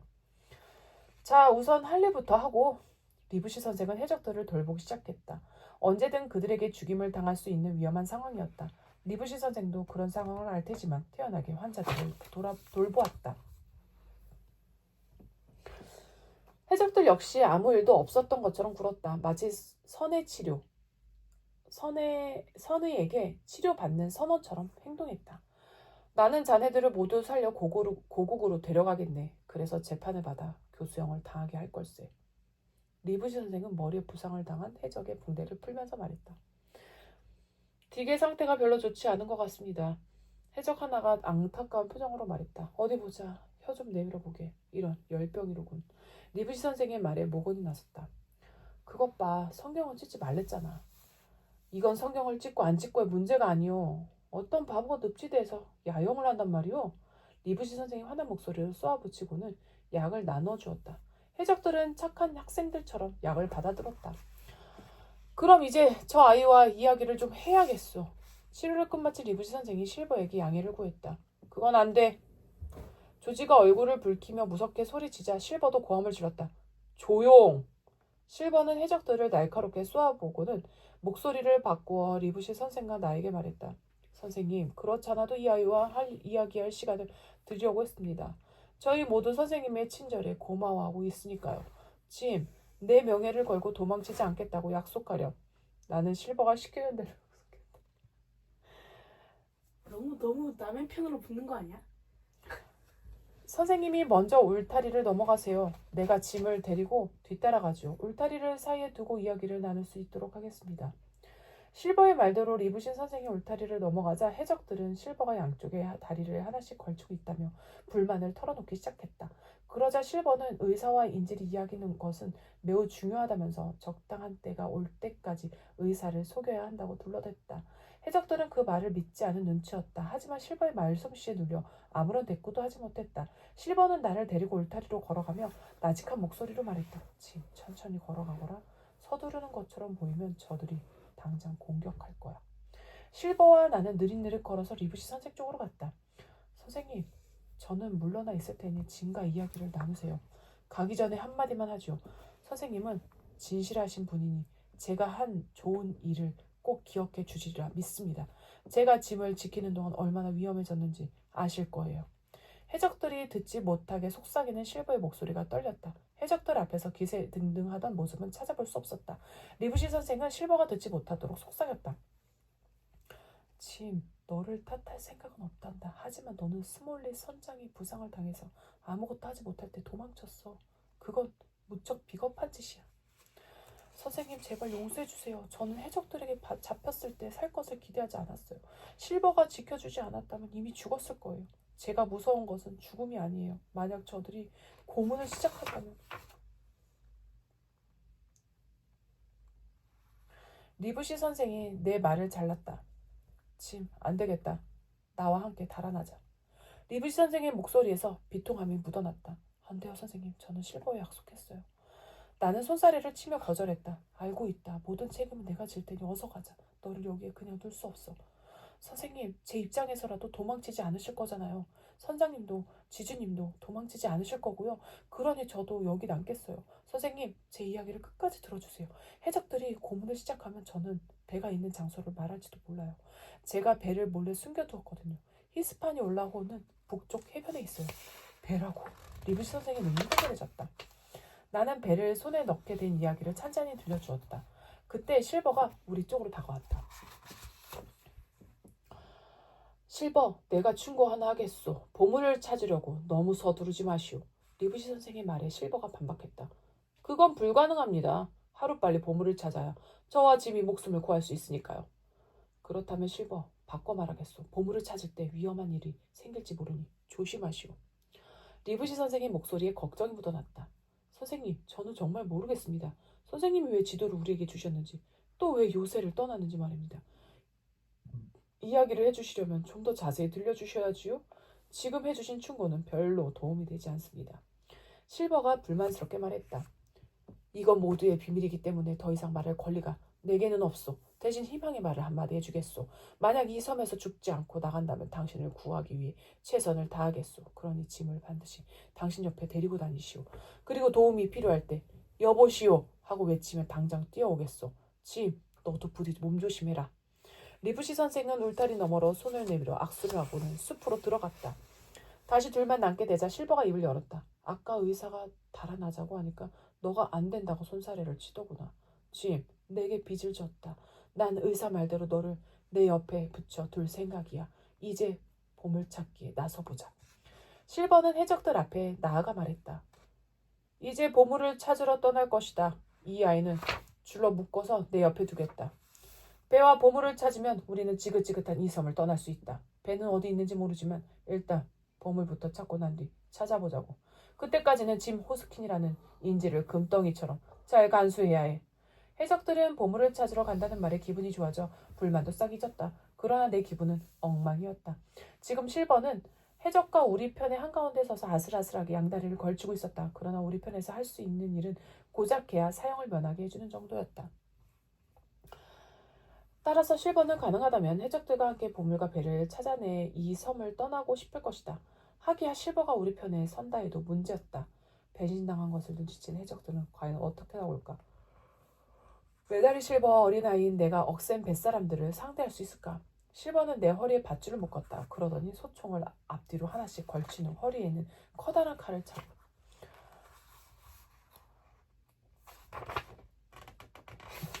옷의 양 주머니에 권총도 한 자루씩 넣었다. 완전 무장을 한 것이다.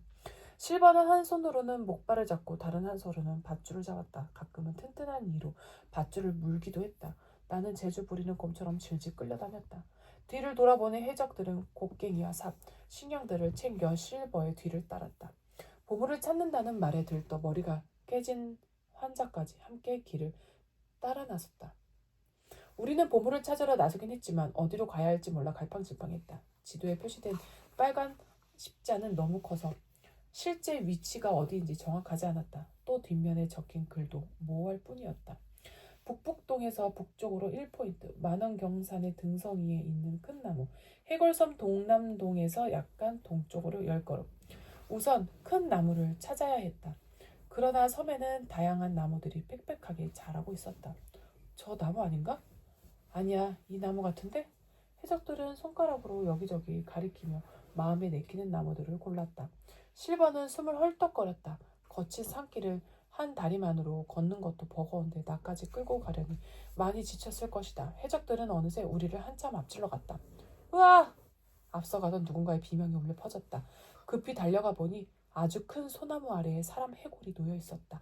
아직 썩지 않고 남아있는 옷 조각으로 보아 뱃사람이 분명했다. 플린트 선장과 함께 섬에 내렸던 6명의 해적 가운데 하나겠지? 등골이 오싹하군. 해적들은 뼈만 남은 뱃사람을 보고 새파랗게 질렸다. 그런데 아무래도 해골이 좀 부자연스러워 보이는데? 실버의 말에 나는 해골을 찬찬히 살펴보았다. 해골의 두 다리는 가지런히 모아져 한 방향을 가리켰다.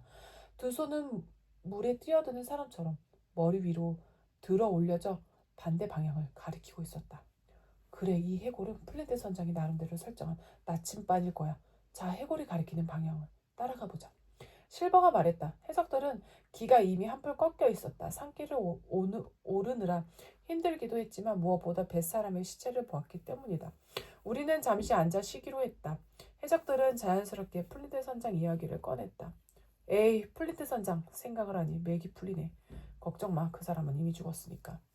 바로 그때 숲에서 노랫소리가 들려왔다. 죽은 자의 괴짝 위에 15사람, 여의겨차 럼주는 한 병뿐. 해적들의 얼굴에서 핏기가 사라졌다. 플린트 선장이다. 그러고는 공포에 질려 땅바닥에 납작 엎드렸다. 그럴 리가 있나? 누가 장난치는 거겠지. 어서 살펴봐. 실버의 명령에 해적들이 일어서려는데 숲속에서 또 다른 소리가 희미하게 들려왔다. 답이 매끄러, 답이 매끄러, 럼주를 가져와. 답이. 그 소리에 모건이 숨을 헐떡이며 입을 열었다. 큰일 났어. 저건 플린트 선장이 죽기 전에 마지막으로 했던 말이야. 모건은 침을 꿀꺽 삼키고는 뒷말을 이었다. 여기 있는 우리 외에는 다비에 대해서 알지 못할 텐데. 모건의 말에 모두들 그 자리에 얼어붙은 채 서 있었다. 악마든 유령이든 상관없어. 플린트 선장은 얼굴이 시퍼렇도록 술이나 퍼마시던 주정뱅이에다가 이미 죽은 사람이잖아. 실버는 턱을 덜덜 떨면서도 해적들을 격려했다. 그러나 해적들은 실버의 말에 힘을 얻기는커녕 더욱 두려워했다. 그만해요, 실버. 상대는 유령이에요. 조지가 당황한 실버를 조심스럽게 말렸다. 유령이라. 저 목소리에 메아리가 있는 게 이상하지 않나? 자네들 중에서 그림자 있는 유령 본 적 있어? 유령이라면 그림자는커녕 메아리도 없지. 저건 분명 살아있는 사람의 소리야. 내가 듣기에는 얼토당토 않는 말이었다. 그러나 해적들은 실버의 말에 용기를 얻었는지 다시 해골이 가리키는 방향으로 나아가기 시작했다. 뒤뛰어 높이 솟아오른 거대한 나무를 발견했다. 플린트 선장이 이정표로 삼을 만했다. 이제 몇 걸음만 더 가면 보물을 발견할 것이다. 그러자 실버는 성난 표정으로 내 몸을 묶은 끈을 잡아 끌었다. 보물이 눈앞에 있으니 리브시 선생과의 약속 따위는 잊어버린 듯했다. 실버는 보물을 얻고 히스파니올라호를 찾아낸 뒤 우리 편의 목을 모두 베고는 섬을 떠나겠지. 내가 이런 생각을 하며 비틀거리자 실버는 다시 한번 거칠게 줄을 잡아당겼다. 드디어 숲의 가장자리에 이르렀다. 해적들은 신나서 뛰다가 몇 발짝도 못 가 걸음을 멈추었다. 그 모습을 본 실버도 급한 마음에 서둘러 나아갔다. 다음 순간 실버는 해적들과 마찬가지로 그 자리에 우뚝 서버렸다. 우리 앞에는 파고 나서 꽤 시간이 흐른 듯 보이는 구덩이가 있었다. 구덩이 안에는 빈 상자만 덩그러니 놓여 있었다. 상자에는 월러스라는 낙인이 한 귀퉁이에 찍혀 있었다. 그것은 플린트 선장의 배 이름이었다. 누군가 먼저 보물을 찾아낸 것이다. 모두들 한 대 얻어맞은 듯 정신이 멍했으나 실버는 얼른 이성을 되찾았다. 짐, 이리 골치 아프게 되었구나. 이걸 받아라. 실버가 속삭이더니 내게 권총 한 자루를 살짝 건넸다. 또 편을 바꾸셨군요. 나는 실버의 이중적인 모습이 역겨워 한마디 하지 않을 수 없었다. 그러나 이제 실버에게는 대답할 시간도 없는 듯 보였다. 젠장 실버. 어떻게 된 일인지 설명을 해줘야겠는걸? 해적들은 욕을 내뱉으며 실버에게 비난을 퍼부었다. 구덩이를 다시 잘 파보라고. 실버는 목발을 집은 채 꼿꼿이 말했다. 친구들, 실버는 처음부터 이 사실을 알고 있었어. 조지가 소리치자 해적들이 실버의 주변으로 모여들었다. 해적들은 욕을 퍼부었지만 아무도 먼저 총을 꺼내 들지 않았다. 실버도 꼼짝 않고 서 있을 뿐이었다. 실버는 이 순간에도 침착함을 잃지 않았다. 아무리 실버를 싫어한다 해도 그의 용맹함은 인정해야 한다. 우리는 실버와 짐에게 속아서 이곳까지 끌려와 고생한 거야. 당장 저 녀석을. 조지가 한쪽 팔을 들어 올리며 소리쳤다. 곧이어 돌격 명령을 내릴 것이 분명했다. 그때 숲속에서 총소리가 났다. 총에 맞은 조지는 그대로 구덩이 안에 처박혔다. 머리에 붕대를 감은 해적도 쓰러졌다. 나머지 3명은 달아나기 시작했다. 총을 든 리브시 선생, 그레이, 벤 건이 숲에서 차례로 뛰어나왔다. 정말 고맙습니다. 조금만 늦었어도 큰일 날 뻔했네요. 아, 자네는 벤 건이군. 자네에게 한 방 제대로 먹었어. 실버가 너스레를 떨었다. 리브시 선생은 그동안의 일을 들려주었다. 2달 전 벤 건은 혼자서 섬을 돌아다니다가 해골을 발견하고 곧이어 보물까지 발견했다. 벤 건은 보물을 파내 짊어지고 여러 차례에 걸쳐 섬의 북동쪽에 있는 자신의 동굴까지 날랐다. 리브시 선생은 벤 건에게서 그 이야기를 듣고 다음날 아침 쓸모없어진 지도와 식량까지 실버에게 모두 주었다. 벤 건의 동굴로 가기 위해서였다. 그러고 나서 지주에게 선장을 지키게 하고 리브시 선생과 벤 건과 그레이는 나를 구하기 위해 움직였다. 발빠른 벤 건은 뱃사람들의 미신을 이용하기로 했다. 숲속에서 들려온 벤 건의 노랫소리는 해적들을 공포로 몰아넣기 충분했다. 리브시 선생의 이야기가 끝날 무렵 우리는 벤 건의 검은 동굴 입구에 도착했다. 소총을 든 트렐로니 지주가 동굴 입구에서 우리를 맞았다. 우리는 손수건을 흔들며 만세를 불렀는데 실버의 목소리가 가장 컸다. 우리 일행이 동굴 안으로 들어서니 스몰렛 선장이 미소를 띤 채 앉아 있었다. 동굴 안에는 우리가 그렇게 찾아다니던 플린트 선장의 보물이 쌓여 있었다. 잘 쌓아놓은 금괴와 여러 종류의 금화가 영롱하게 빛났다. 이 보물을 찾기 위해서 히스파니올라호에만 17명이 목숨을 잃었다. 보물을 모으기 위해 얼마나 많은 사람이 죽었는지, 얼마나 많은 피와 눈물을 흘렸는지, 얼마나 많은 배가 바닷속으로 가라앉았는지, 얼마나 부끄럽고 잔인한 행동을 저질렀는지 살아있는 어느 누구도 알지 못할 것이다. 지주는 나를 따뜻하게 반겨주었다. 나의 잘못에 대해서는 한마디도 하지 않았다. 그러나 실버가 공손하게 인사를 하자 얼굴이 벌개지도록 화를 냈다. 당신은 소름 끼치는 악당의 사기꾼이요. 그러나 당신을 고발하지 않겠다고 약속했다는 말을 들었소. 그 약속은 지키리다. 당신을 고발하지 않겠다는 말이요. 대신 죽을 때까지 당신이 죽인 수많은 사람들을 위해 참여하시오. 대단히 감사합니다, 나리. 지주의 말에 실버는 절까지 하며 선선히 그러겠다고 대답했다. 고맙다는 말이 나오시오? 지주가 실버를 노려본 뒤 내게 손짓을 했다. 짐 이리 오너라. 너는 참 좋은 아이야. 하지만 너 같은 장난꾸러기와는 2번 다시 바다에 나가고 싶지 않구나. 아무튼 이렇게 다시 만나니 반갑다. 너는 또 왜 왔지? 존 실버. 선장의 말이 끝나자마자 존 실버가 경례를 했다. 제 의무를 다하려고 왔습니다, 선장님. 실버가 인사했으나 선장은 아른 채도 하지 않았다. 우리는 사흘 내내 보물을 배에 실어 날랐다. 진기한 금화가 어찌나 많은지 아무리 날라도 끝이 없었다. 도망친 3명의 해적은 모습을 드러내지 않았다. 실버는 처음 배를 탔을 때처럼 잘 웃고 예의 바른 선언으로 돌아와 있었다. 그는 사람들의 환심을 사려고 노력했으나 뜻대로 되지 않았다. 그러나 벤건과 나는 예외였다. 벤건은 여전히 예전의 키자비를 두려워했고 나는 그의 도움을 받아 해적들에게서 탈출했으므로 고마워해야 할 일이었다. 마침내 히스파니올라호가 닻을 올리고 출항 준비를 했다. 그때 바닷가에 3명의 해적이 나타났다. 그들은 무릎을 꿇고 큰 소리로 애원했다. 비록 악당이긴 하지만 그 모습을 보니 왠지 가슴이 아팠다. 그렇다고 또다시 폭동의 위험을 무릅쓰고 수는 없었다. 그들을 데려가 교수형을 받게 하는 것 또한 잔인한 친절일 뿐이었다. 그래서 우리는 3사람을 섬에 남겨두기로 했다. 약간의 약품과 탄환과 함께 우리는 선원들을 좀 더 고용하고 식량도 사기 위해 작은 항구에 들렀다. 그때 실버는 금화자루 하나를 들고 달아나 버렸다. 모두들 잘된 일이라고 생각했다.